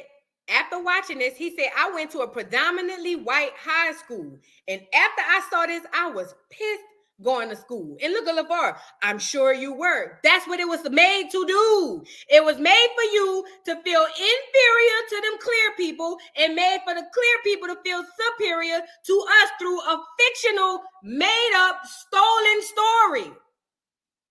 This is crazy. You had to work through that. The series had such an impact. Many of the characters' names made it on to real birth certificates. Behold, the only thing greater than yourself. I wanted to name her Ebony. He said, no, Kizzy. Kizzy, the name of Kunta's daughter. The name Teresita and Carlos Gonzalez, a young immigrant couple living in New York in '77. Pause. First of all, let me share a little bit of my tea. When I came into the world, my grandma used to call me Kizzy from the book. But this is a couple coming from a whole nother country. They ain't even from America. And even they are emotionally tied to the film so much so that they named their black Latina, Afro-Latina daughter, because that's what she would be. They named their Afro-Latina daughter after the Negro slave child, Kizzy. Look at how powerful this shit is. Look, she wanted to name her child Ebony. If anybody know what Ebony means in layman terms, it's just a name or what we used to call, black or brown or whatever the case. So Ebony makes sense because you Afro-Latina. This lady wanted to name her Afro-Latina child after a Negro slave baby. That's crazy. That's how much the impact had. Look. Decided to give their own daughter. I love it. I think it's powerful. I think it's impactful. Powerful how? Powerful because just like Kizzy, my family's here. Just like Kizzy, I am deep-rooted in the commitment to family. I instilled it in my children. So, it's powerful in that sense. Kizzy, now married, a mother of two. This is how I heard before. We brought the entire family in for a private screening of Roots. The pain of the miniseries, the pride it revealed, all remembered. It's always hard to watch, but it is a lot to learn from. For this family and many others, Anika Noni Rose as Kizzy in the remake. Mm-hmm. If you ever touch another puppet, look at the emotion that stuff is evoking on these people's face. These people are sitting here watching this, believing this as actual history, as actual fact. And you got actors and actresses and authors and people who know this shit ain't real. And they just making a check. Didn't I tell you black people can only be colonized and messed over by other black people? Did I not tell y'all that? Y'all remember when I told y'all that? In this situation, the black people that's helping to colonize and to psychologically enslave our brain in this situation will be everybody playing on this film. And I'm going to give some credence to maybe some of them don't know, but I doubt it. Let's just say some of them don't know. But for sure, LeVar Burton knows, and for sure, Alex Haley knows. And they know that in order to keep you psychologically enslaved, because that's what they're put here to do, they have to give you this false fiction of a story to keep you. That's why right now to this day, you got FBA and ADOS around here hollering reparations from slavery. Have y'all ever thought, just throwing this out there, to my FBA people and my ADOS people, just a real question. Just a real question. And it's not to be mean or nothing. I really want to know. Have you guys ever thought that maybe the reason we don't get reparations as a black people, one of the reasons would be because maybe slavery, the way they put it in this movie, never happened? Y'all ever thought about that? Have black people in FBA or ADOS ever thought about the fact that the reason black people, they don't even entertain the idea of reparations for black people is because what we were taught, which is what you see in that movie, didn't even happen like that. Now, I'm not saying hanging didn't happen. I'm not saying whipping didn't happen. I wasn't there. But we do have actual photo documentaries and photo docs, which some of them are fake, but we do have actual photo docs in history of people being hung. So our people was hung. But just maybe,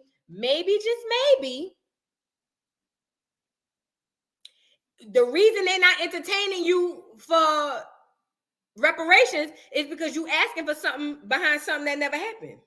At least the way you think it did. Just some food for thought. Thank you for the super chat. How do you say your name? I can't see it up here. This glare be killing me.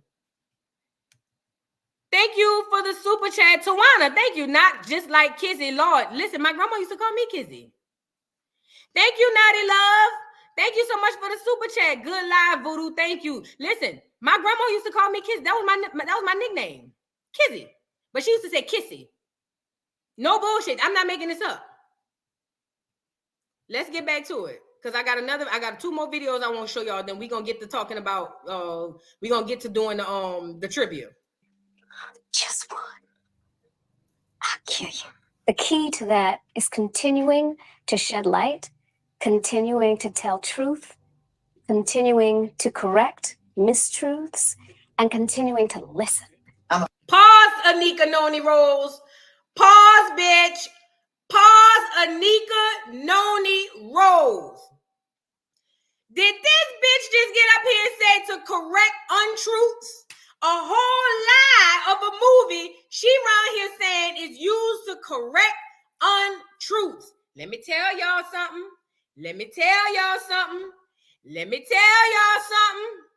These people are actors, actresses.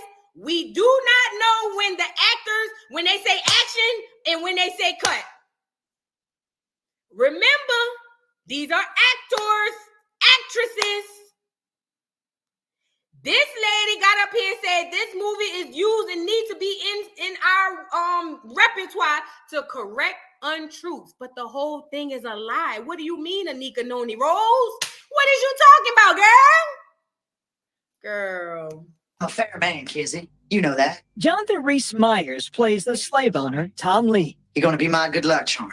Roots may be a story that took place 150, 165 years ago. But all it is a political mirror as to what we are doing today. The other starring role, Chicken George, portrayed by another newcomer, Reggae Jean Page. You crave wonderment, jubilation. He ain't nigga neither. Let me say this, because I don't know if y'all know this about the way I describe niggas. Niggas are people, black people, indigenous to America. Other black people are not niggas. They didn't call them niggas nowhere around the world, only in America. So when I say he ain't nigga, that don't mean he not black.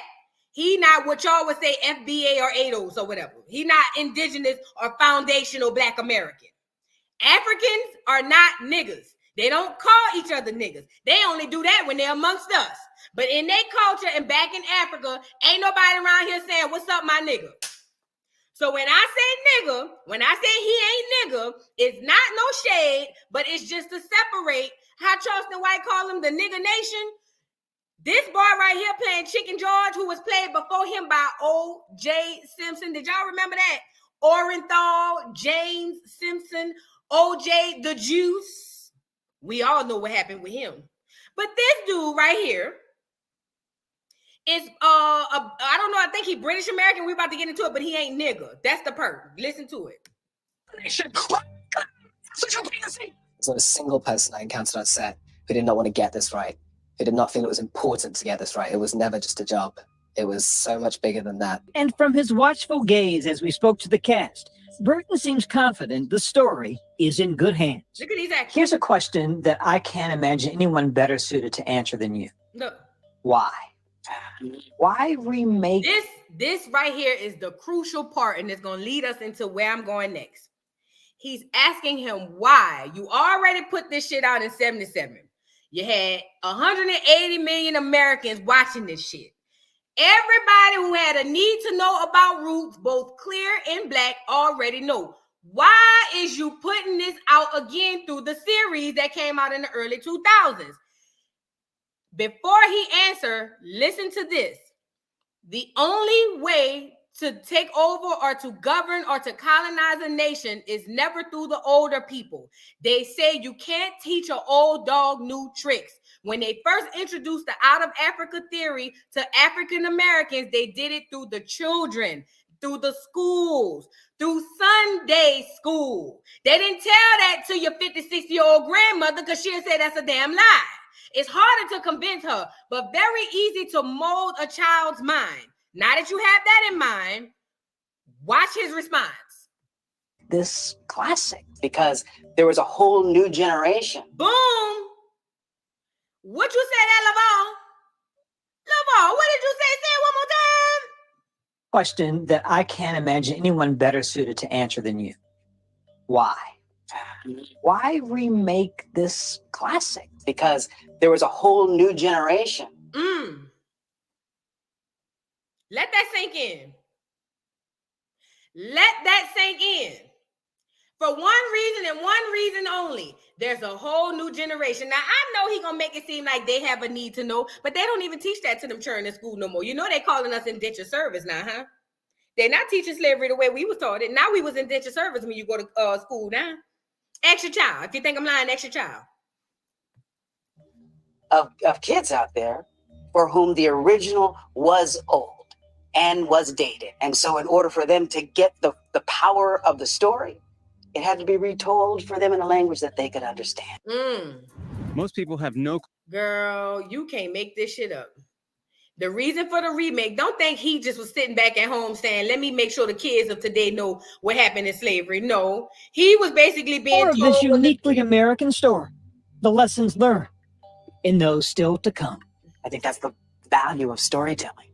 It helps give us a context for who we are, why we're here, and what we're doing. Why would this give us context of who we are if it's fake? It's not real. How can this give us context into who we are when it's made up? It's folklore. It's stolen folklore at that from a clear man, Harold Corlander. Make it make sense. He knows this, but he's banking on the 99.999% of niggas who don't know it. And look at the conviction that he's using to say this. This is crazy. It makes me mad. Oh, we're here. All right, so I mean, damn. Yo, this shit makes me mad, yo. This shit makes me mad. And let me tell you why. Because we got people, y'all ask me why I hate celebrities. I can't stand them. The reason being is because they know. The reason why I hate pastors more than celebrities, because they know more than the celebrities know that they literally are signing up to lead your duck ass astray. Pastors are the right. If the devil had a hierarchy of niggas under his thumb, pastor would be the bottom bitch. Do you hear me? They are literally using these puppets. Malcolm called them puppets too in the 60s. I'm sorry. They're using these puppets to condition your mind to believe that you are inferior. That means you won't revolt. That means you won't do anything to change your condition because they said you was a slave at the movie Roots. Oh yeah, Abundant One. You just learned that. Not only are they Masons, but most of them, if not all of them, is in the fraternities too. But y'all ain't ready to talk about the fraternities and the sororities, fat. Y'all ain't ready to talk about that. That might be a little bit too much for the night. But let's get through this so I can get up out of here and we can do this what you call them, because this is getting lengthy. All right, now we've seen that. Let me go back. All right, we've seen that. Now I want to play y'all something right quick.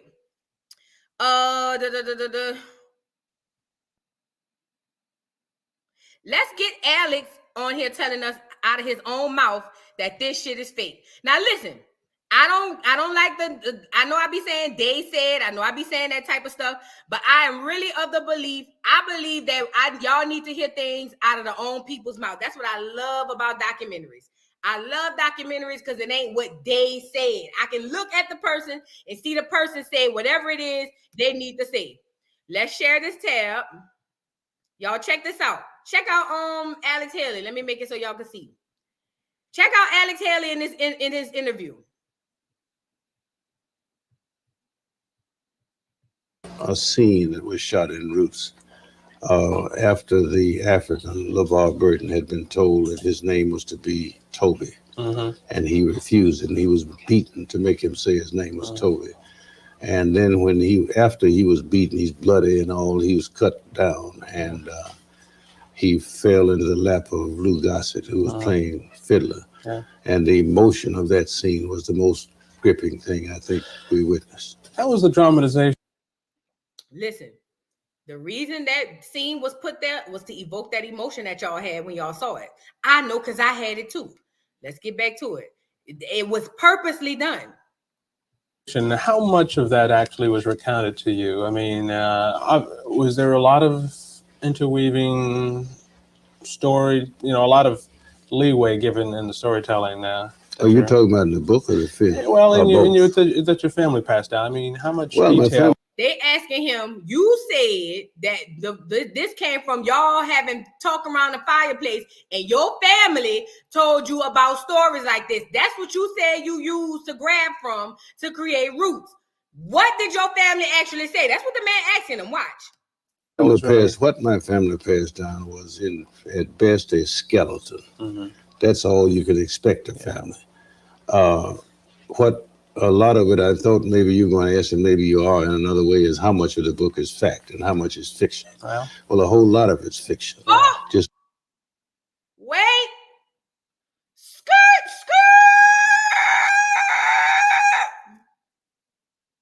See, he knew where the man was going with it. He didn't even want to beat around the bush. He said, I thought you was going to ask, but, I just give it all up. How much of it's fact and how much of it is fiction? Hell, all of it damn near is fiction. Let me rewind it. Y'all think Listen, hold on. Melanin Poppin says, slavery happened respectfully. Roots is embellished. Okay, I'm not going to, listen, thank you so much for the super chat, first of all, Melanin Poppin. You one of my people on here. I already know that subjects like this, that we have a hard hold on to, when it comes to who we are and our identity. I know that, we can't let go of a lot of things. I understand that. I get it. But just for all intents and purposes of what we're doing here, and you're hearing it from his mouth, embellished is not even a strong enough word for what happened. Yes, slavery happened. To be completely honest, slavery is still happening today in 2023. My only objective, and I'm using it through the book or the movie of Roots, was that it didn't happen the way you think it did. Now, embellished, that just means if the sky is blue, I say it's kind of like blue-green. That's embellishing, you know what I mean? But if the sky is blue and I say, y'all go look outside, the sky is black, that's not embellishment. That's straight up lying. This man right here just said how much of it is fact and how much of it is fiction. And I'm going to let him tell you, and then you can go on with embellishment. I'm not here to convince you that. I appreciate you for being here. Thank you so much. But I'm just telling you what he said. This is the man who wrote the book. Now, we've already gone over him stealing the book, and we're going to get into the lawsuit. We've already gone over him stealing the book, and we about to get into the lawsuit. But he just said, and I'm going to let him say it one more time for the people in the back, it was fiction. How much of it was fact? How much of it was fiction? Practically all of it. Let me run it back so y'all can see it. And then take that information and do with it as you please. I really don't want to, make it a thing like that. It's fiction. Yeah. Just like any history book you get, a whole lot of it's fiction. And I say that in the sense, how the hell do I know what Chicken George said 200 years ago? Right. What you do is you research 200 years ago. How the hell do I know what chicken fiction?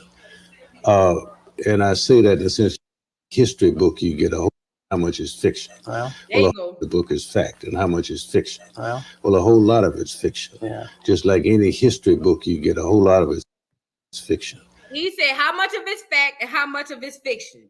He said just like any history book you get, most of it is fiction. Fiction is equal to false. False is equal to fake. Fake is equal or synonym to lie. You get it? Take that information and do with it as you please. I'm just giving it to you, Fat. And I say that in the sense, how the hell do I know what Chicken George said 200 years ago? Right. What you do is you research the time, the area. Really quickly. I just seen it.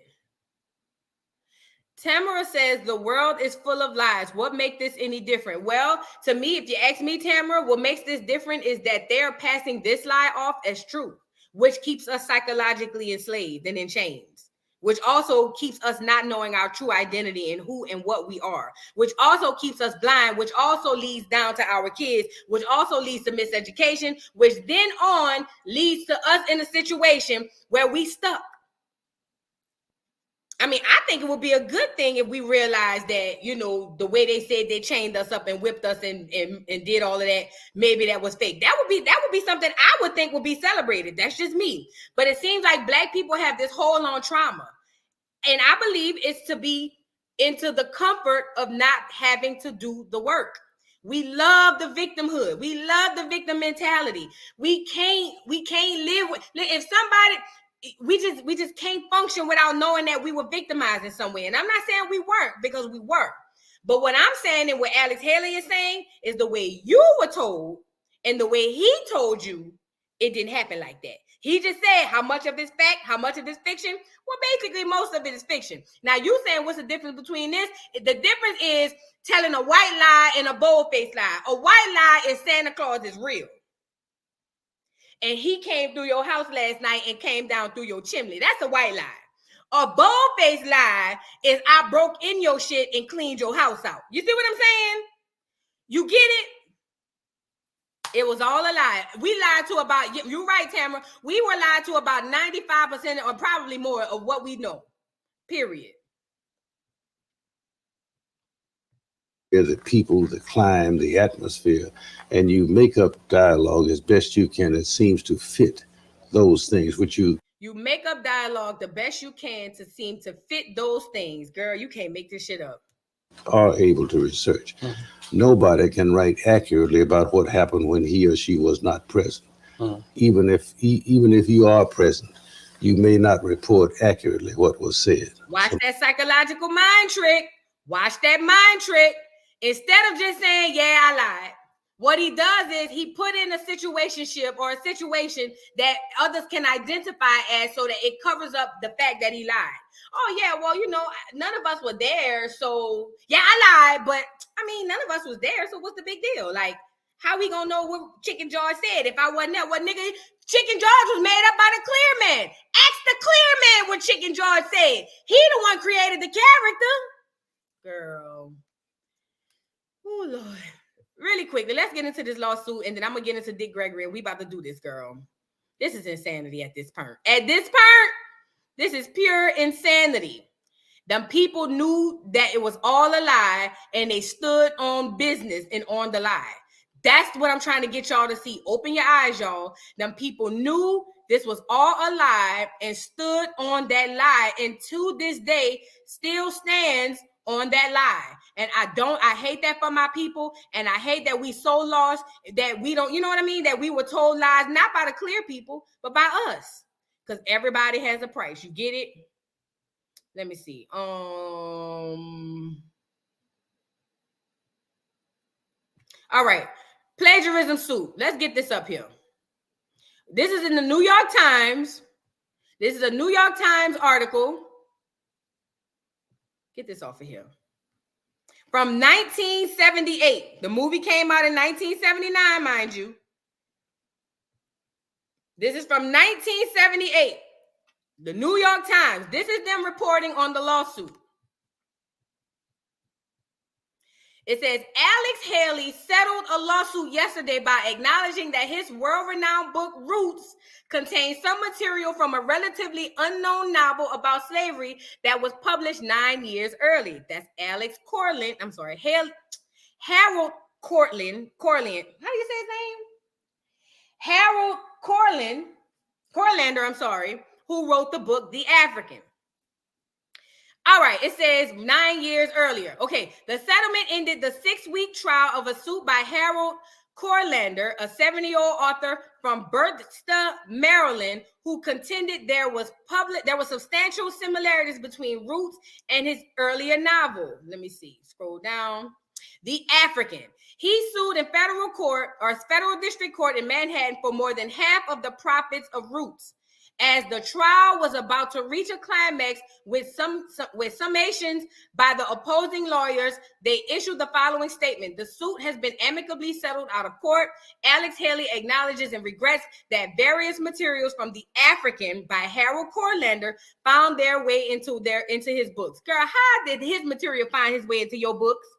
Under the agreement to settle, the amount of money that will be paid to Mr. Corlander and his publisher Crown was not disclosed, but the nature of the case made it seem like that the amount would be hundreds of thousands of dollars. Let me see if I think that's it. Nope. The defendant in the suit were Mr. Haley and his publishers Doubleday and Dale.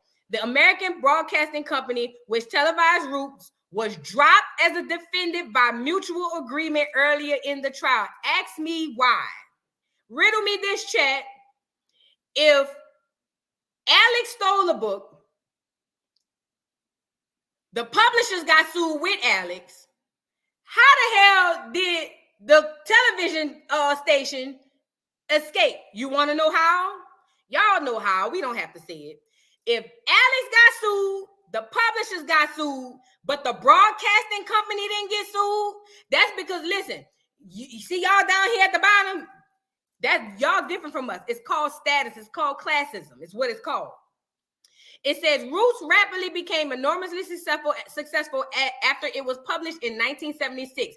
It won a Pulitzer Prize, sold millions of copies, and produced a series of television programs that exerted a powerful impact throughout the country. In contrast, The African sold 14,000 copies in hardcover and 130,000 in paperback during several years after its publication. So they saying the original book only sold 14,000 hard copies and 130,000 paperback, whereas the plagiarized version sold millions. Judge Robert J. Ward, who conducted the trial without a jury, proposed a settlement a few weeks ago after Mr. Corlander's lawyer, Robert N. Kaplan, presented the case for the plaintiffs. But the defense lawyers, George Berger and Robert Callaghy, rejected the proposal. After the negotiations on the proposal broke down, the defense lawyers moved for a mistrial. So the defense lawyers was like, all right, they not budging, we not budging. Let's just cause a mistrial. It says, arguing that the judge had proposed a settlement for an amount they had rejected. The amount was not disclosed, but the defense lawyer said it raised a question about whether the judge could continue the trial with impartiality. All right, we don't need to get on. Wait, Judge Ward was stressing his impartiality rule that the trial would continue. He made it clear at the opening of the trial that the key issue would be whether there was substantial similarity between Roots and the earlier African. The African, that's the original book. We don't care about a similar case. We don't care about that. We don't care about that. Mr. Corlander is a novelist who has written 27 books, many of them drawing heavily on folklore. He is not Black. His book, The African, is a novel that explores the transition of Africans from a tribal freedom to plantation slavery. Now, this gotta be the lawyers for Alex. Let me see. Yeah, this Alex Haley's lawyers. Now, they trying to pull the race card. They saying Mr. Corlander is a novelist who's written 27 books, many of them drawing heavily on folklore. He is not Black. His book, The African, is a novel that explores the transition of Africans from tribal freedom to plantation slavery. Shortly before both copyright infringement suits were filed, the Sunday Times of London reported that its investigation by Mark Ottaway was raised many questions about the factual basis of the African portion of Mr. Haley's account of his ancestors' journey from what is now Gambia to America. So let me just scroll down and get to the end of it because we kind of already got it.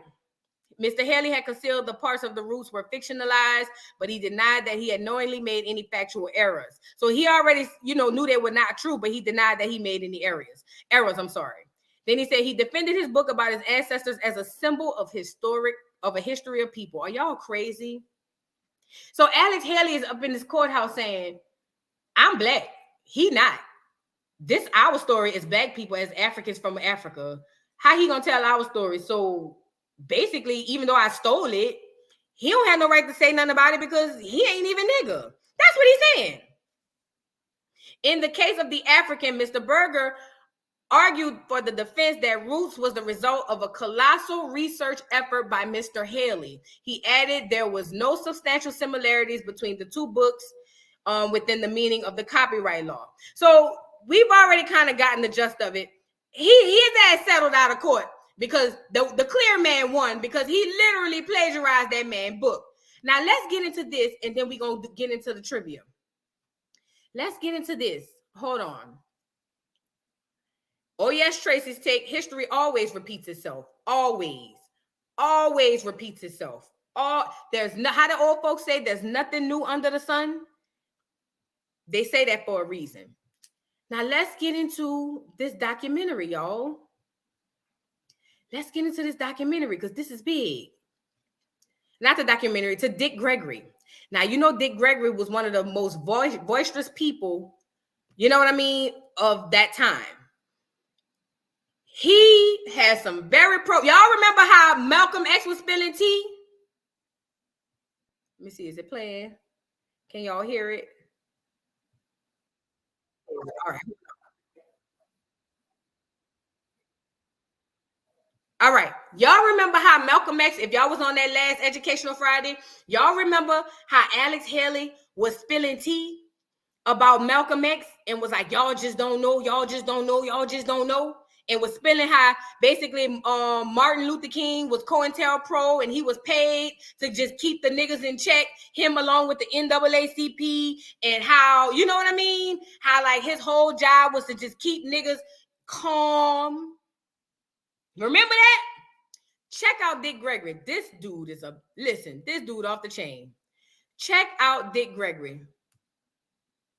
Let me let y'all see it. It ain't much to see, but let me let y'all see it. Check out Dick Gregory. This man is a beast. Do you hear me?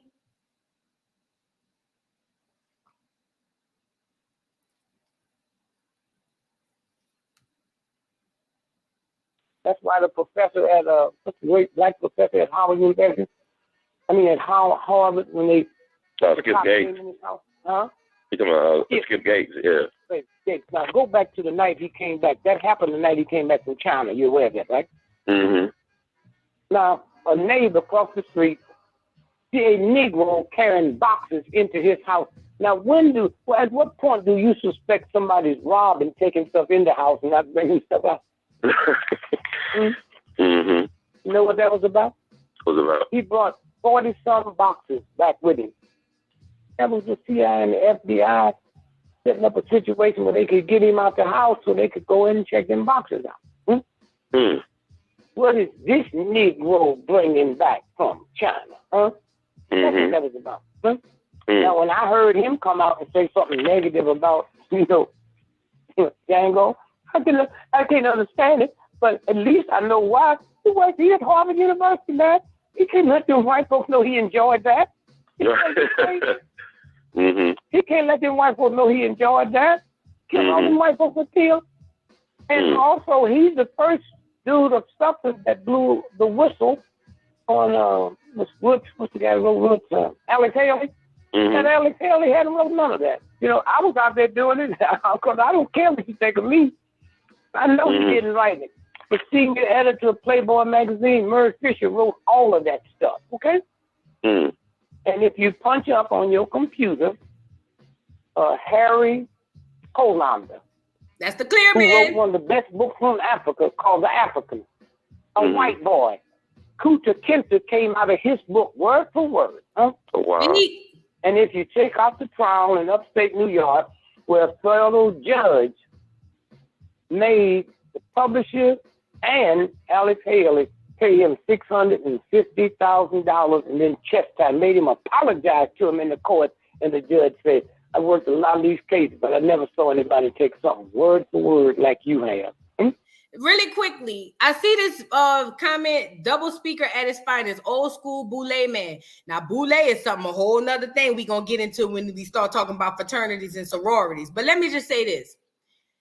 I've never looked at anybody that we have in our history, even Malcolm X, and say that they are like 100% right about everything, and that, you know what I mean, just completely throw the baby out with the bathwater, if that makes sense. And the reason I do that, or I don't do that, is because I realize how much education that I would be left out behind just because of how I feel about, or what I feel a person is.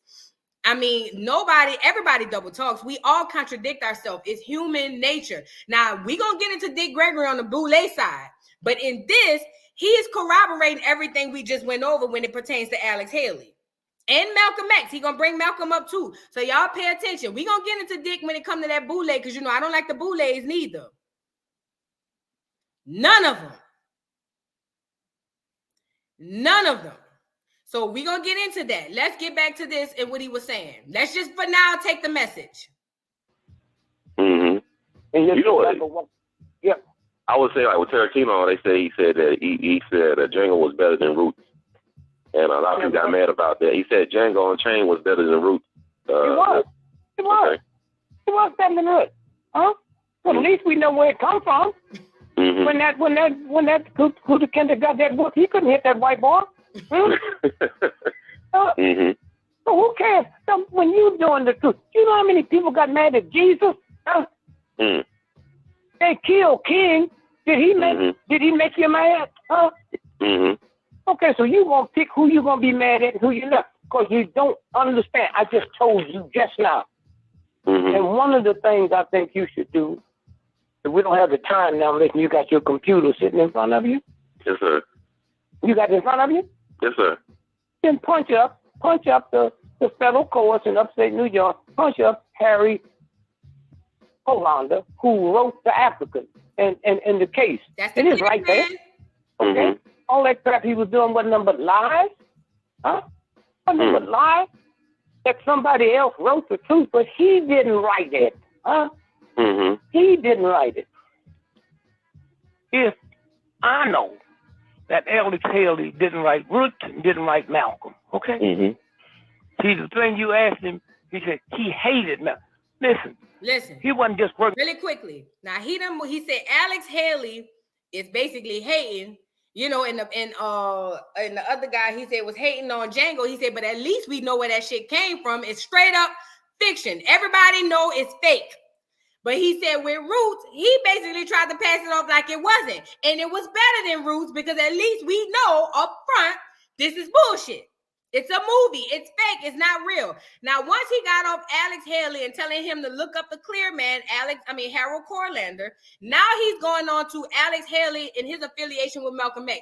Did you guys know that not only did he write Malcolm X's biography, he stood by Malcolm X shoulder to shoulder and did massive interviews with him, only to write an autobiography after he was unalive. And we played earlier in the video how his wife basically said that nigga was lying.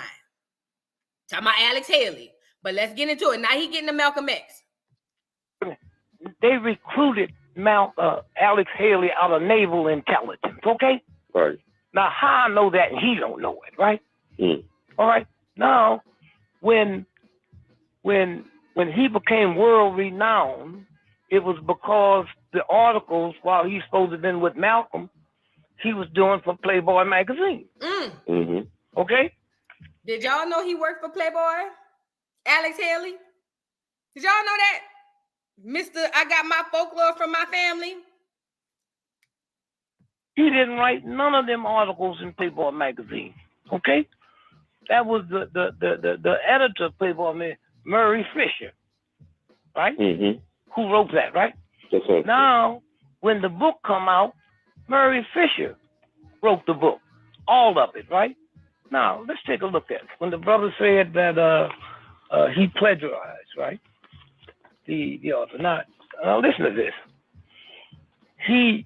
Roots, that came out of the book called The African, Harold Corlander, right? Yes, sir. When he said he sued him, it wasn't $1 million. He sued him, and they settled out of court for $650,000, and he had to admit, okay, that he took the stuff out of the book that he had never done none of that stuff he said in the book and the whole thing, right? Yes, sir. And so now the trial lasted, I think it was 2 weeks, right? Mm-hmm. Now, the great part about this here is this trial took place in federal court, right? Yes, sir. So that's public domain. All you got to do is hit up and you find out the date of the trial took place, the judge's name. During the trial, presiding U.S. District Judge Robert J. Ward stated, copyright, this is, period. In a later interview, he told BBC television, Judge Ward said Alex Haley perpetrated the biggest hoax in the history of the public, right? And now this is documented. Wait, Wait, hold up, Dick, you cooking. Hold up, look. Remember I said on the last live, I said, no black person come into the industry the same way they left out. Y'all remember I said that? Y'all remember I said put somebody in the chat and I could debunk it. I had people emailing me and everything after that. And I still was able to debunk it. Deborah Copeland says, girl, you are teaching tonight. This is my first time on Educational Friday. I am 68 and in the process of unlearning all the BS they have fed us over the centuries. Thank you, Queen. Oh, I appreciate it. Thank you so much, Deborah. Tweeted the one says, I'm a 70s baby and I didn't hear about Harriet Tubman until the 2000s. Girl, don't give, that's a whole nother character. Girl, that's a whole nother character, okay? But where was I? Remember I told y'all nobody goes into the industry and leave out the same way?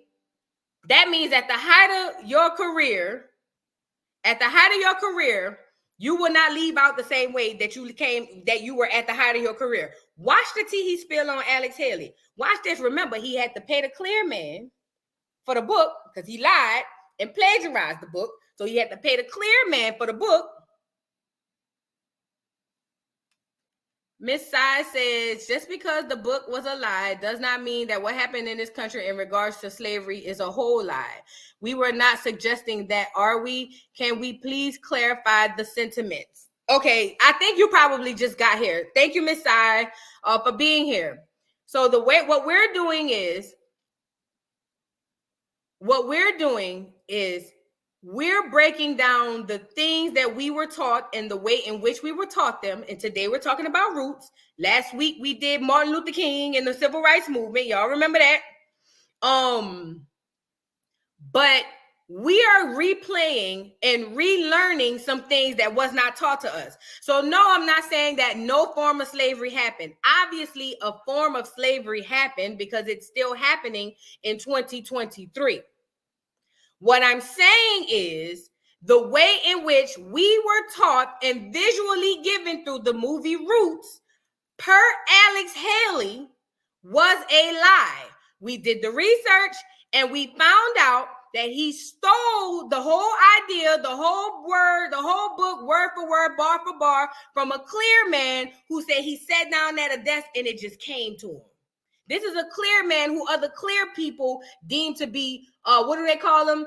Experts on Africans, Haitians, Caribbeans, and African Americans. How a clear man can be an expert on Africans, Haitians, Caribbeans, and African Americans is still to this day beyond me. However, they deemed him that.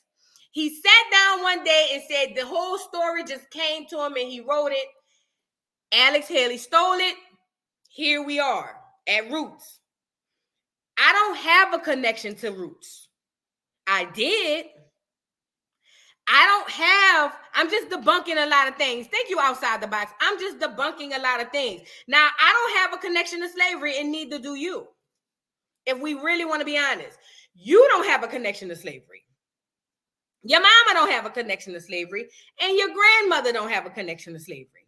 I don't care what part of America you're from.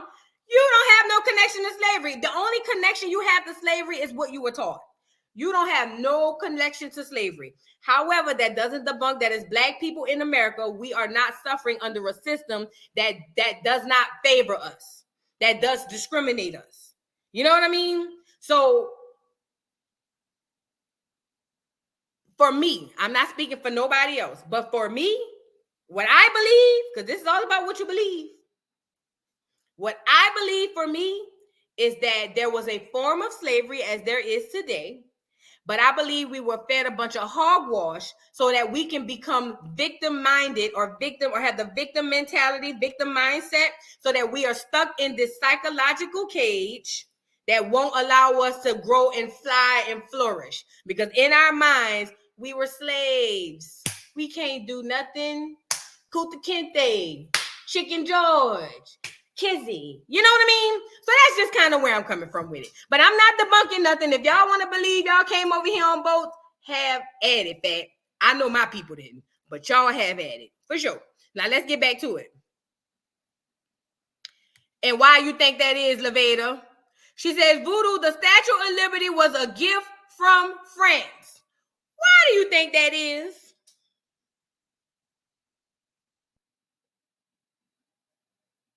Do you guys, are y'all aware of the amount of Negroes, as we would call them in the 50s and the 60s and the 40s, the amount of Negroes that were inhabiting the land up there in New York,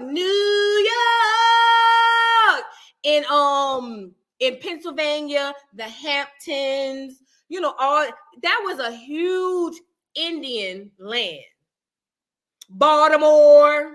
Y'all, even Krishan mama say that they Indian. Y'all ever heard Krishan talk about her mama? Or her mama, I watched a video of her mama, Krishan Rock. Her mama said that they full-blooded, and I forgot the tribe. I'm just saying. I wonder why France would give the Americans a gift of a light. The green heifer with the thing up like this. I know what it's called, y'all. I just be saying that. But the green bitch with the thing up like this. You know why? That light wasn't for you. And it wasn't for nobody who looked like you. Guess why that light was stayed on like Motel 6? Y'all wonder where the slogan for Motel 6 from, where we always keep the light on? Y'all remember that slogan? Ask yourself where that came from and why that was the slogan. In short, Ebony, the purpose of the Civil War was because the people up north was looking at the people down south that was making money hand over fist, and they were not paying taxes. So the people up north told the people down south, hey, you an American like the rest of us, your ass need to pay taxes. And the people down south, both clear and black, because they even teach you that in school, black people own slaves, didn't they teach you that? So the black people down south, both clear and black, was like, we ain't paying a motherfucking thing. The fuck? If anything, we will succeed from y'all before we pay y'all anything. The people up north was like, you really don't want to run up on us like that because we'll really go to war behind this shit. The people down south was like, well, we standing on business. What's up? Long story short, the South lost. The slaves were only emancipated and let free before they were emancipated, they were only let free if they fought on the side of the North, which would be the Yankees. After the North won the war, the only reason emancipation happened, I'm telling y'all a story. No, I'm telling y'all the truth.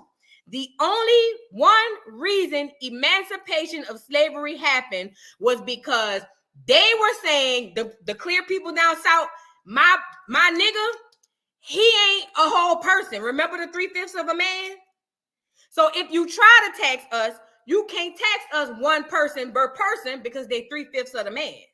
So you know what President Lincoln and the clear people up north said, oh, okay, well, how about we make them free and then we can tax your ass and everybody working on your plantation? How about that? That's why you had black people fighting in the war from the South too, because they owned land and slaves. If y'all want to believe they had black people in chains and beating them and all of that, fine. But they had land and slaves. So the South stood on business for the people up north. They lost. And that's why in 2023, guess what you have? Labor laws. Guess what you pay? Taxes. Because had the South won that war back in the day, the South wouldn't pay no taxes. Only the people above the Mason-Dixon. Sherman, Sherman, Sherman, Sherman, Sherman, Sherman, Sherman. But because we lost, we got labor laws in Texas. Shout out to the North, though. The better man won. That's all I can say. Let's get back to this so we can get up out of here, girl. Shout out to the North. They did what they had to do. They stood on business. You know what I'm saying? They stood on business. Can't be mad. He told him, he told him, go settle this or I'm going to get you for perjury because we have evidence. Told him from his lawyer that you had this book 18 months before you testified that you ever heard of it. Okay. Now, when Malcolm came out on page 122, he listed Dick Gregory. Right. In other words, Malcolm supposed to told him, Dick Gregory told me about Elijah Muhammad's women. Well, I lived around the corner from Elijah, so I went around with the book. I said, man, I guess the government's trying to make y'all mad at me so they can kill me and blame it on y'all. I said, I love Malcolm. I love you. I've been knowing you really for me. I would tell you something on Malcolm before I tell Malcolm something on you. You know? Now, I'm saying, now, this is very important. Yes, did you hear when he said stuff was being sold, right? Now, let me tell you something very important. There's been few books at that time that have made this much royalty money. You hear me? It's Alex Haley. All over the world is making millions of dollars, even now, right? Yes, sir. The Roots, the TV, the whole thing, right? Now, let's think about it. Let's say you write a book that becomes a runaway bestseller. You're making $50, $60 million a year royalties, okay? You owe me $10,000, right? Yes, sir. But you're an alcoholic, you're a drunk, you're a drug addict, and you're a gambler, right? So you broke, right? Now, this the part right here. Thank you, Ty, for saying this. And I seen some other people. Everybody I highlighted, I agree with. Look what Ty said. Preach, because the South was growing crops while the North manufactured the products like garments made in northern factories. Listen, as an owner of a field, what do you call it? Or as an owner of a plantation, you produced. The people who owned the plantation, whether they were clear or black, got 100% free labor. 99.9% of the people on that land was working to live on the land for food and shelter. They didn't see no money. They never see no money. Hold on. Somebody said I never finished explaining the light on the Statue of Liberty. Oh, basically the light, the French gifted America the light on the Statue of Liberty for the foreigners coming in that wasn't black. When they came and settled after they finally won, because the black people that were here was kicking their ass. They were. But when they finally won after calling in reinforcements, they said, okay, how do we get people to know where to come? This is before GPS. So the French said, oh, give them the Statue of Liberty, the lady with the light. And the word went out, when you see the light, you have reached the new world. So that's basically why you have the Statue of Liberty and why it's still there today. Ain't y'all got a migration problems down there in New York? Ain't it one of the biggest cities in America outside of Florida that got people from everywhere? Ain't it? Ain't it? From New York. What better place to put it? I mean, everywhere, Europe and all of that, that's a straight shot. What better place to put it?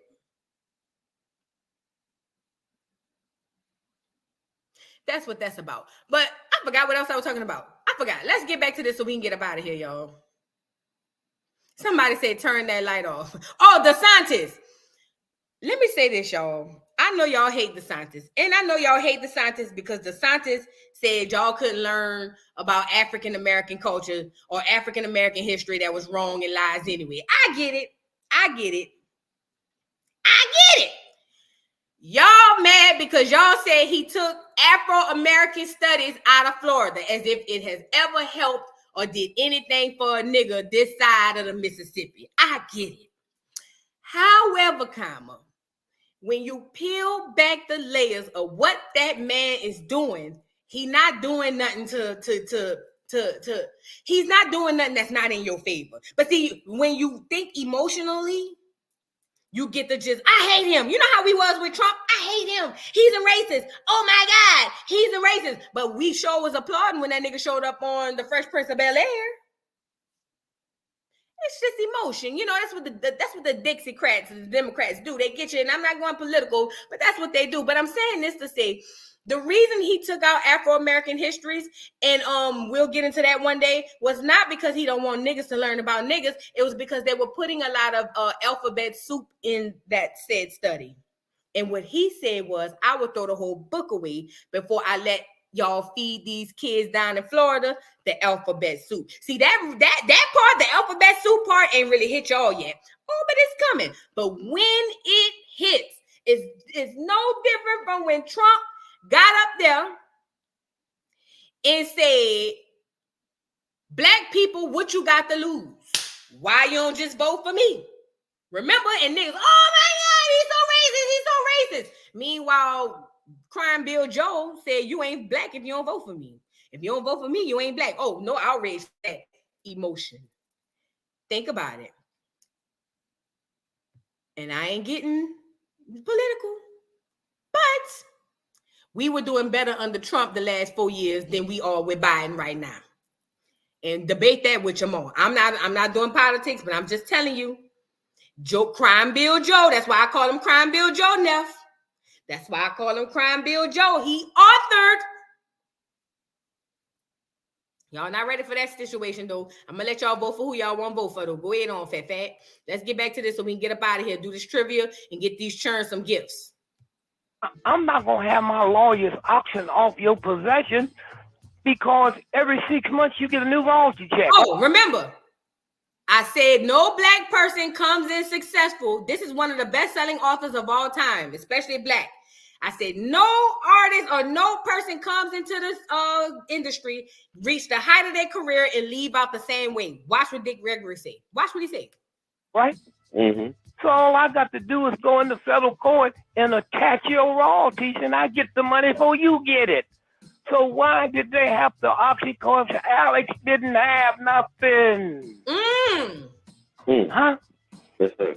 Now, how come Malvo didn't put that in the book? I know it, but he didn't know it. See, all of them perpetrate fraud, but they do it just enough. Okay?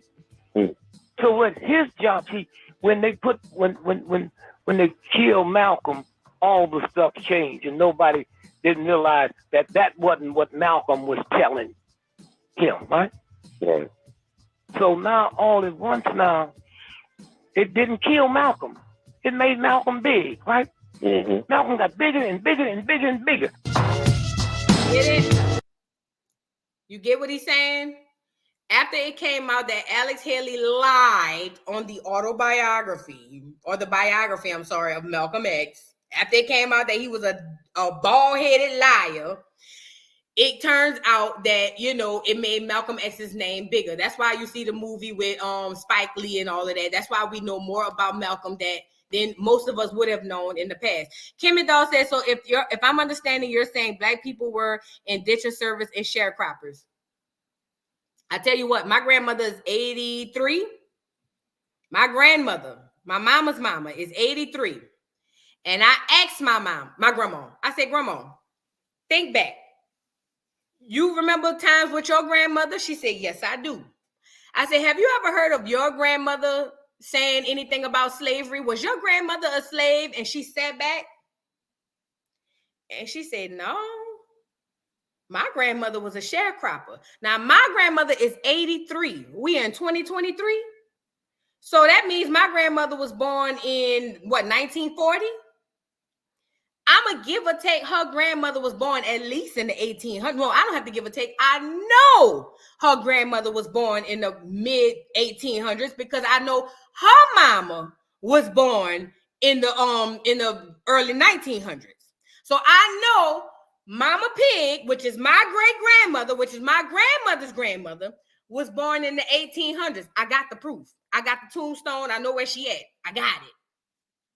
So if she don't recall being a slave, and she didn't teach them nothing about being slaves,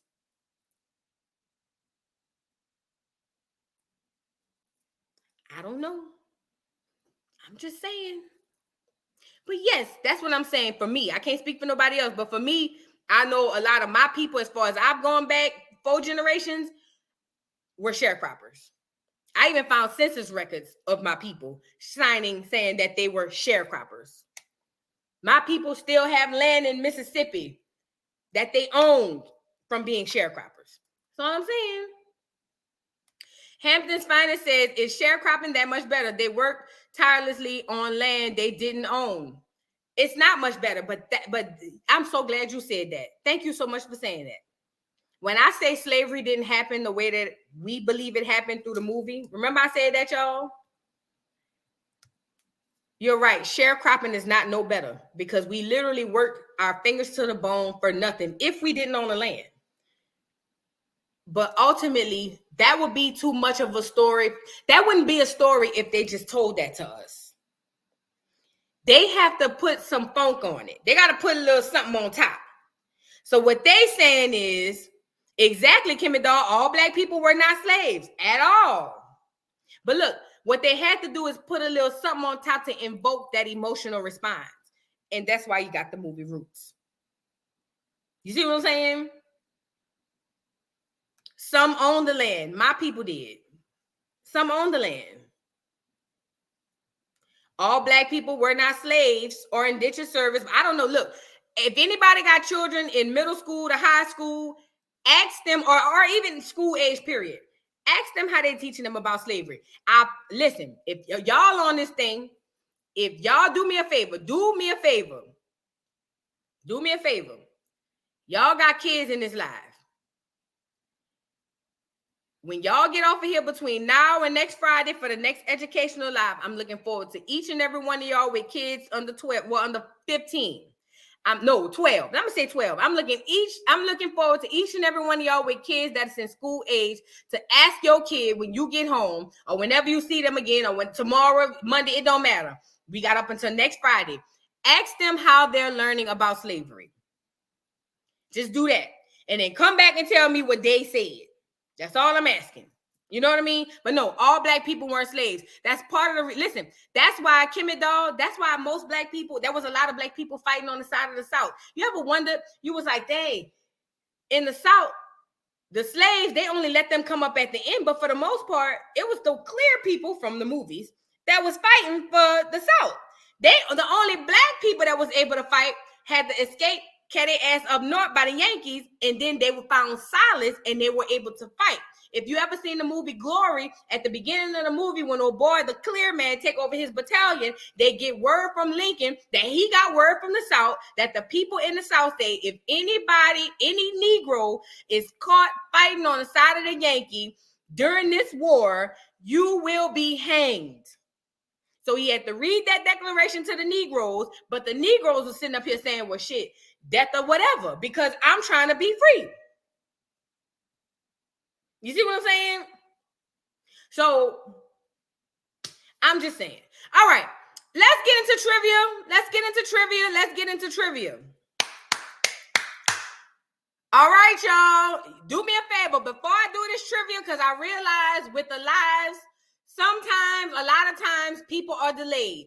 If you are at the sound of my voice, I'm going to give you a few seconds to scroll. If you are in this live, try to get as far to the end of this live so you're not delayed.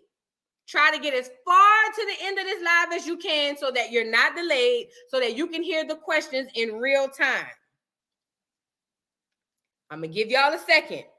Take your phone or your computer or your TV or whatever it is you on and fast forward as far as you can to the live portion so that you can hear these questions in real time. This is the portion where we do trivia. The trivia is a two-part thing for me. I get two-part satisfaction out this.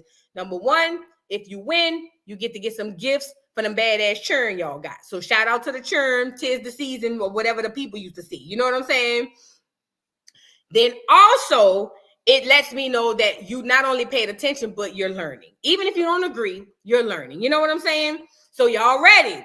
Let me know when y'all ready. Put a 1 in the chat when you've got it as furthest to the live portion as you make it. As you can. I'm sorry. Thank you, Tweeter, the one. She says, make sure you are caught up on the live. Yes. Put a 1 in the chat when you get it as far as you can to live, because I'm about to start with these questions. I got a lot of ones. Shout out to the ones. Y'all got churn. I'm buying gifts. Let me tell y'all something. Y'all go on Amazon. I'm giving y'all the doggone the thing. Go on Amazon, get what you want. I'm not buying electronics because I think that's the #1 reason our churn jacked up. And I'm not buying for your 17-year-old. This for the churn. Toys, books, clothes, stuff that children, back in the day used to do. These churn different. Right now they want an iPad. My niece wanted an iPad. I told her no, so I bought her a hoverboard. Get your ass outside. You know what I'm saying? So are y'all ready for this trivia?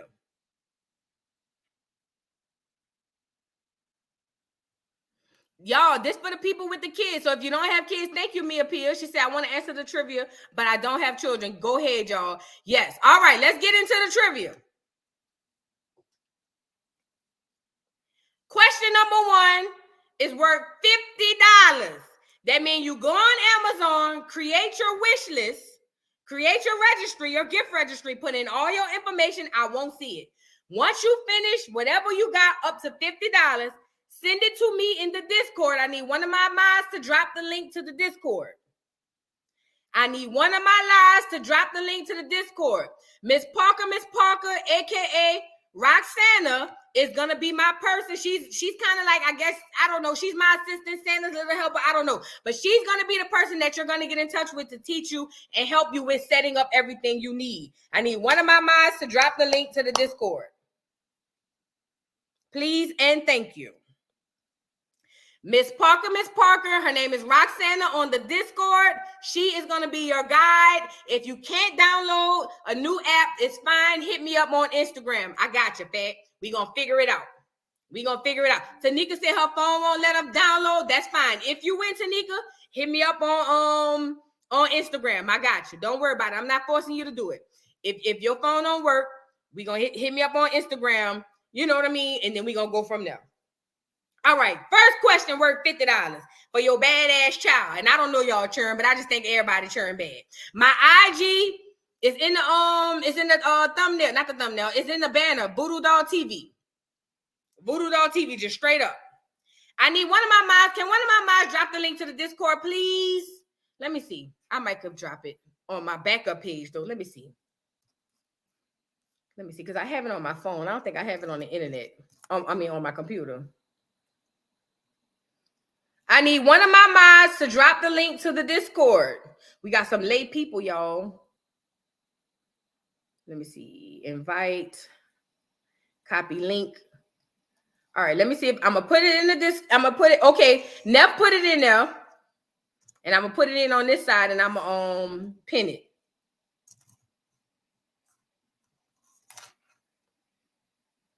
And I'm gonna pin Nev link. Pin message, and let me pin this one.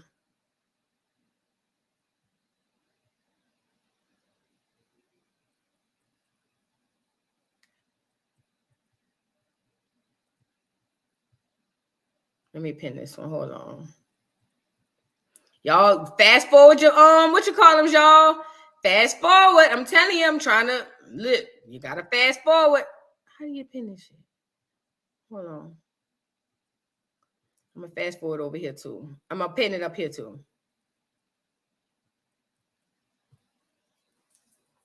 Let me do it over here. Is it over here? Shoot. I might have to log out from over here and put it. Hold on. Because I want to make sure everybody could do what they need to do. Switch account. I'm going to pin it over here too.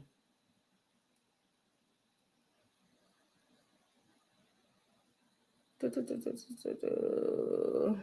to my page. All right. Come on, baby. We live.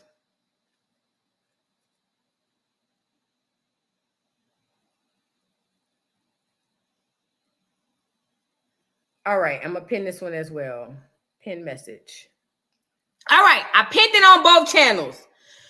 First question. I done mentioned this 50, 11 times. It shouldn't be. Y'all should have no excuse as to why y'all don't get this question. The first answer I see in the chat, you win $50 for your badass child, okay? The first question I have is, Alex Haley plagiarized the Roots story, or the book, The Roots, from a clear man. What was the name of the book he plagiarized the book from? Damn. Loving Me got it.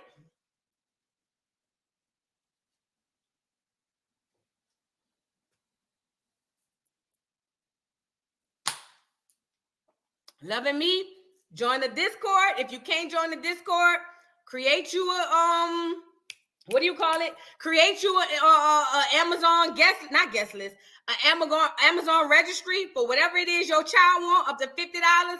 Send it to me in the Discord. If not in the Discord, then we will take it on Instagram. I prefer the Discord so that Roxana can help you. But if not, I understand. Do what you gotta do. All right, next question. $50. $50. $50.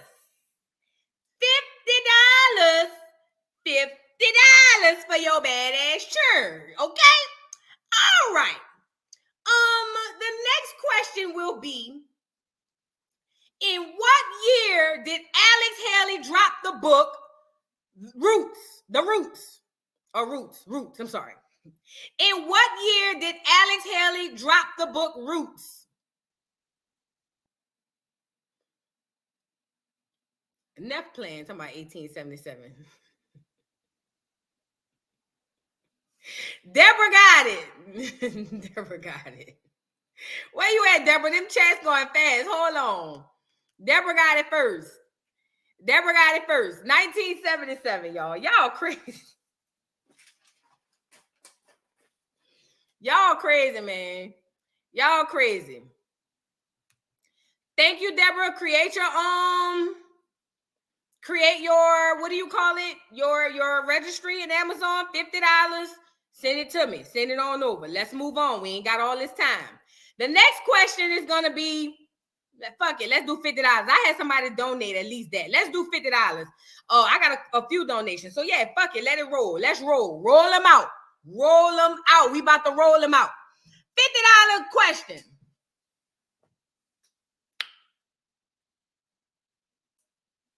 Tanika said I was before her. Let me go see Tanika. Let me see, girl. Let me scroll up. I see Deborah. Tanika, I don't see you before her on my end. Let me see when you came in. Abundant One, Tony, Brittany, Deborah. Tanika, I don't see. No, you were after her, Tanika. You came at 7:53. And she came at 7:53 too, but she must have beat you by like 20 seconds, fan. I'm sorry. But DM me. I might could do something, a little something. Not a lot. Just hit me in the DMs. We'll figure it out. All right. $50 question.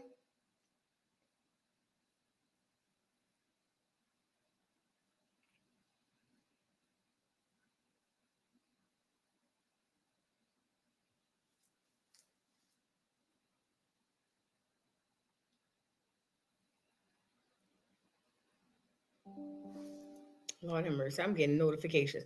All right, let's go. Let's get into it. $50 questions. Alex Haley. Let me close this out. I'm sorry, y'all. This is distracting me. Alex Haley. God damn. Oh, look at that. Tanika, girl. Look at that. Now you got $20. Girl, send me your cash app, girl. Tanika, look at God. Look, tis the season to be jolly. Ain't that what they said? Girl, Tanika, look at God. Thank you, Kimmy Doll, for the $20. Tanika, you see it? Thank you, Kimmy Doll. Thank you. Thank you so much. All right. Quick question.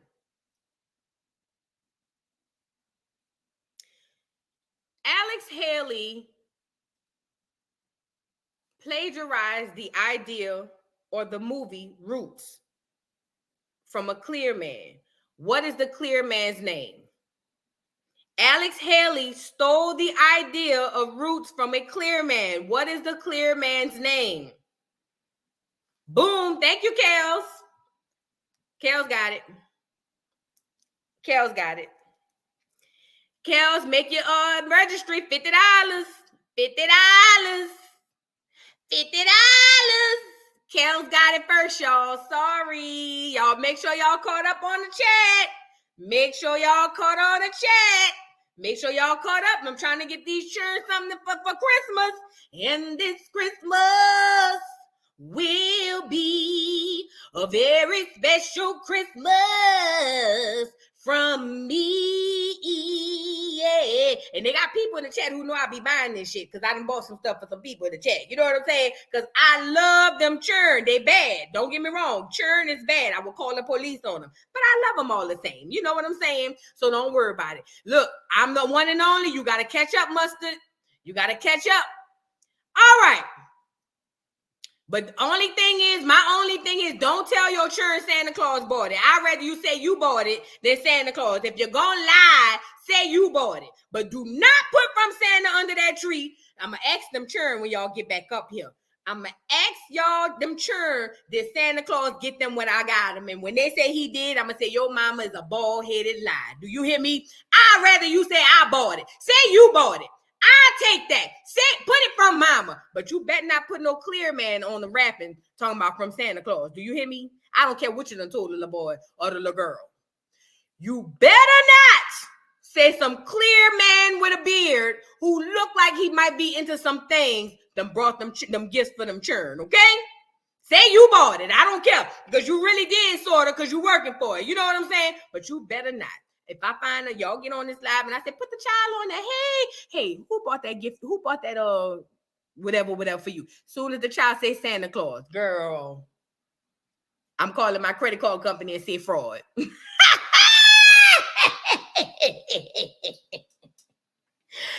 real. I'm fucking with y'all, but I'm for real. Don't put no Santa, don't put no clear man on there. All right. Next question. Ask something harder. Okay. Boom. I got something harder for you, Tanika. What were the 4 countries that the clear man Harold Corlander, who was he the expert on? Who are the 4 people?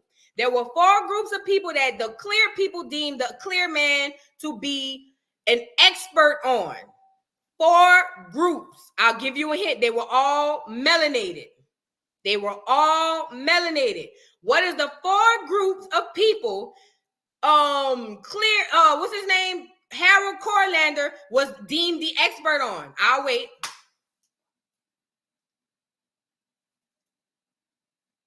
Nope, almost. Almost. Almost.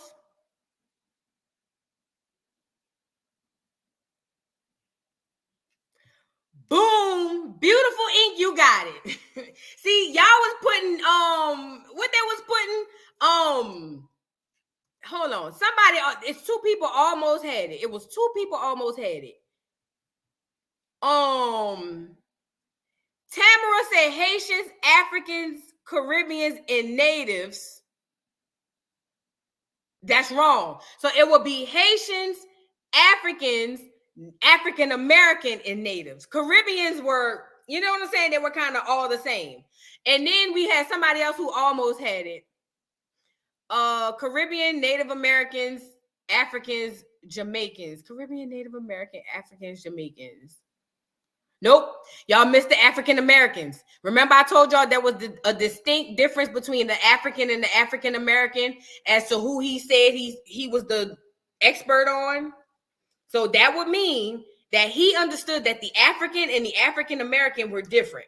So Beautiful Ink, you got the $50. Merry Christmas to them badass churn. I don't know if they're bad for real. I just think all children is bad. But shout out to your badass churn. Make your gift registry in Amazon. $50. I won't see none of y'all information. Send it through Amazon. And if you can, join the Discord. Hit up Miss Parker.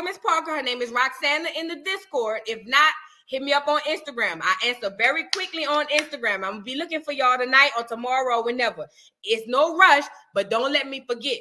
All right. Next question, $50. Fuck it. Santa Claus is coming to town. Oh, yeah. Santa Claus is coming to town. The Discord link is pinned to the top of the chat. Hit Miss Parker up. Her name is Roxana on the Discord. All right. The next question. LeVar Burton. The nigga who played Kunta Kinte. Y'all remember him? How old was he when he got the role of Kunta? How old was LeVar Burton when he got the role of Kunta? How old? Yes, the reading rate. A bitch stay winning, you got it. A bitch stay winning, got it. Where she at? Hold on. A bitch stay winning, got it. She got it, y'all. Girl, that chat was going fast. Hit me up, girl. Happy birthday and Merry Christmas to them badass children, okay? Shout out to y'all badass children. Thank you, a bitch that winning. You know where to find me. I ain't got to give you no instructions. You know where I'm at. Oh, my grandbabies. Okay, that's good. You know where to find me, girl. You know what I'm saying? I ain't even got to give you no instructions. But hit up Roxana in the Discord. Another $50 question.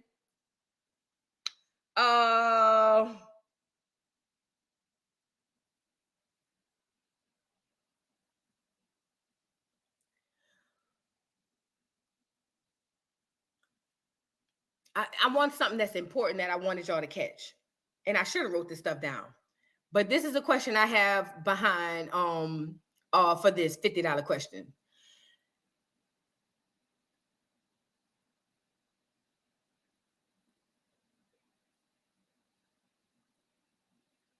How do I say it?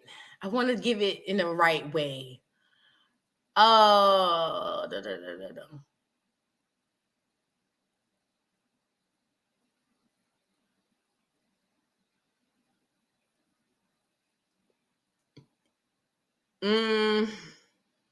want to give it in the right way, you guys. You guys.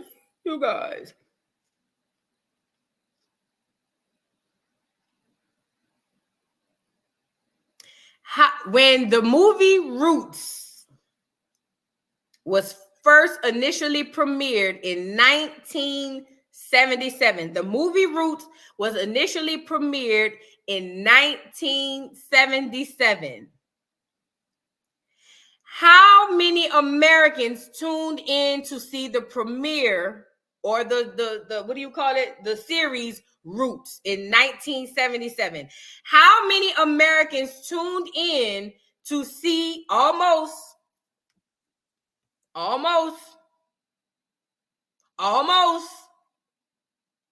looking, almost. How many tuned in to watch the premiere?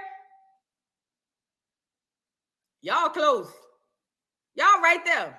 I mean, it's just literally one number off for most of y'all. Not percentage, how many?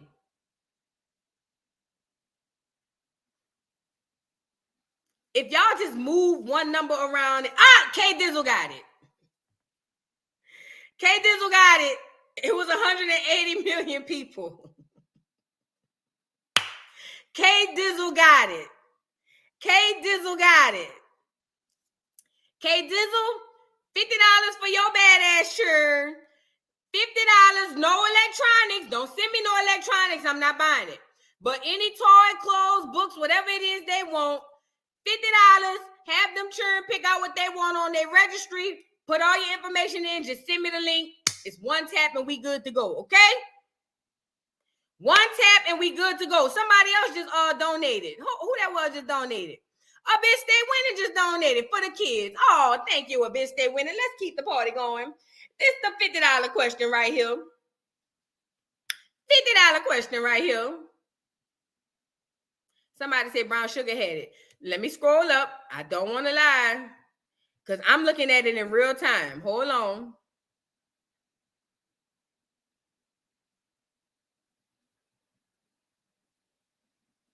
There were people who were literally like one digit off. Let me see.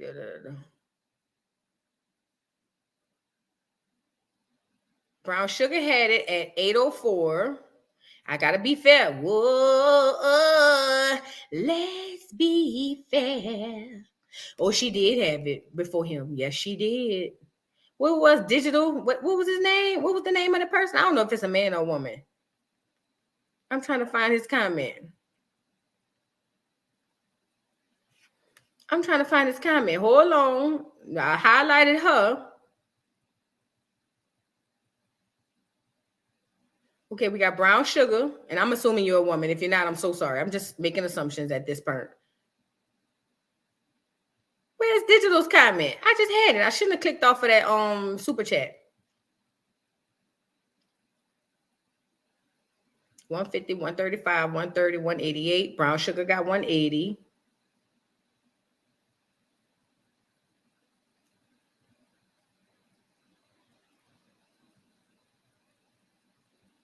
K Dizzle. Yeah, K Dizzle, she got you, fat.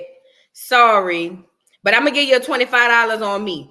K Dizzle, my bad. I missed Brown Sugar. Brown Sugar, you got it. Sorry. So this what I'm going to do. I'm going to get a $50 to Brown Sugar.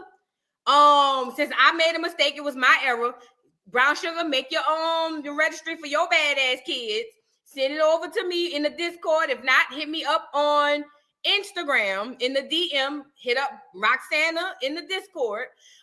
K Dizzle, since I made an error on my part, I'm gonna give you $25 for your badass kids. You know what I'm saying? Just because that was on me. You know what I'm saying? All right. $50 question. $50 question. $50 question.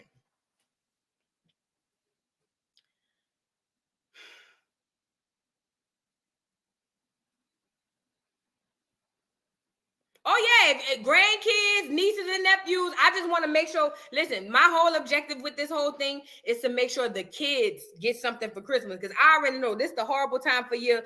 Kids love this time of year, but I've been one of the parents that was struggling and didn't know what the hell was gonna happen. You know what I'm saying? So I'm trying to make sure to take, maybe even if it's not a lot, just a little something off for y'all to give to the kids. Hit the like button, y'all, so we can get up out of here. This is the last $50 question. We've been on this thing for 3 hours. Listen. The last question for Roots by Alex Haley, plagiarized by Alex Haley from A Clear Man. Hit the like button, y'all. Hit the like button. Hit the like button. Hit the like button. All right. You're welcome, Brown Sugar. Yeah, I got you, baby. Hit the like button. All right. The last question and the final question for another 50. Fuck it, I'm gonna make it 75. If y'all get, whoever get this one, $75 on me. Fuck it. You know what I'm saying? I done got enough donations. $75 on me. And I've gone over the donations. But so at this point, it's coming out of my pocket, which I don't have no problem with. $75 for this question. Hold on. Y'all make sure y'all fast forward to the part y'all need to be on. Make sure y'all fast forward. This is a $75 question. Hold on.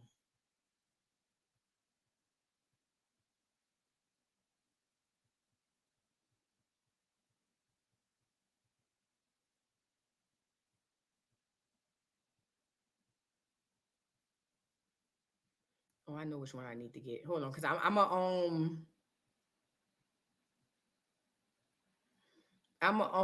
wait, I got an email. Renee Lewis sent $25 for Hampton, was first said 77. This Tweety. Oh, Tweety. Hampton was first, said 77. I don't know what that's for.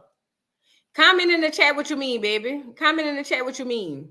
I'm confused. I really don't know what you're talking about. All right, I got a question. This is the last question, y'all. $75 for whoever get this doggone answer. $75.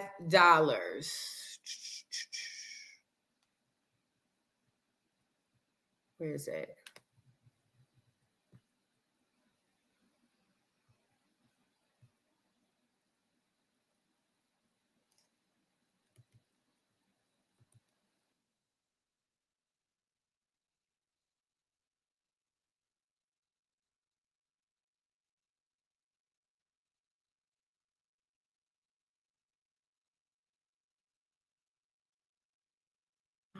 over that.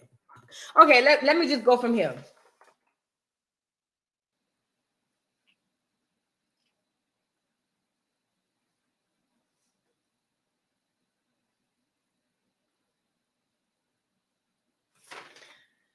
All right.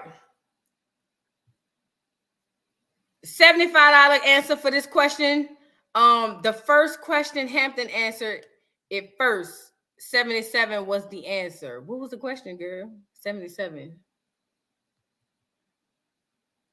77. Let me scroll up.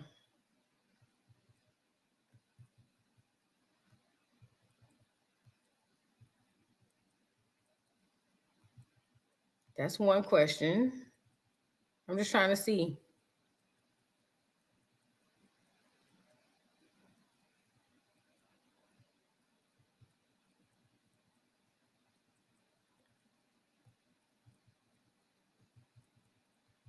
Oh, you mean the year? You saying who had it first? Hampton answered it first. Let me check it out. Hold on, I'm looking. What year? I see Robin, and then I don't see it first on my end. Let me scroll down and double check. Hold on, let me see.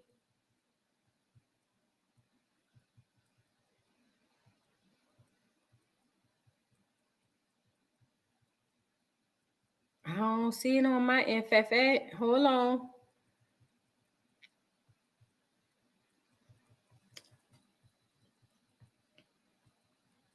Either way, you just sent me some money. Whatever you sent me, I'm gonna give it to Hampton because I didn't see it, and I got it. I didn't see it on here. I see, you know what I mean. I didn't see Hampton answering. If I missed you, Hampton, I so apologize. Hit me up. It's because Hampton put 77, then Deborah put 1977. They said 70 answer 77. The answer was 1977. All right. Well, you know, tell what's his name, Hampton, or her name Hampton, Tweety. Tell Hampton, hit me in the Discord or on DM me on Instagram, and I'm gonna take care of. Okay. All right. Now we passed that. Now Hampton get taken care of too. Roxana, you got count of this. All right, $75 question and we getting up out of here. $75 question and we getting up out of here. $75 question and we getting up out of here. Okay. Now.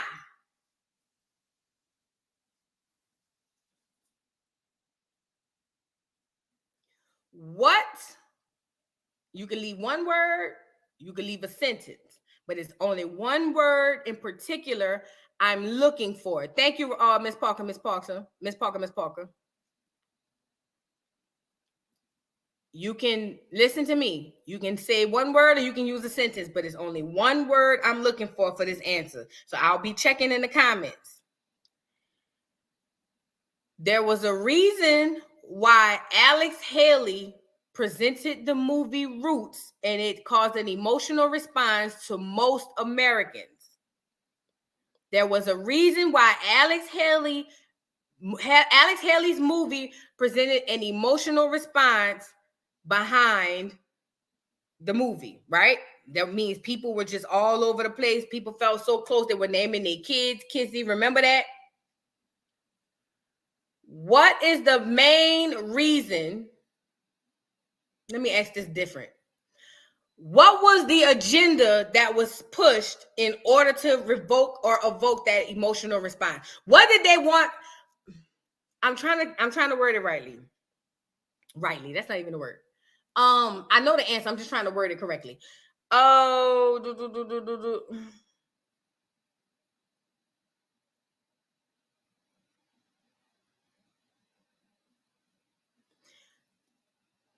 What was the goal? Is that right? Yeah. What was the goal in releasing the movie Roots? Even though they knew it was a lie, Ray got it. Damn. Even though they knew it was a lie,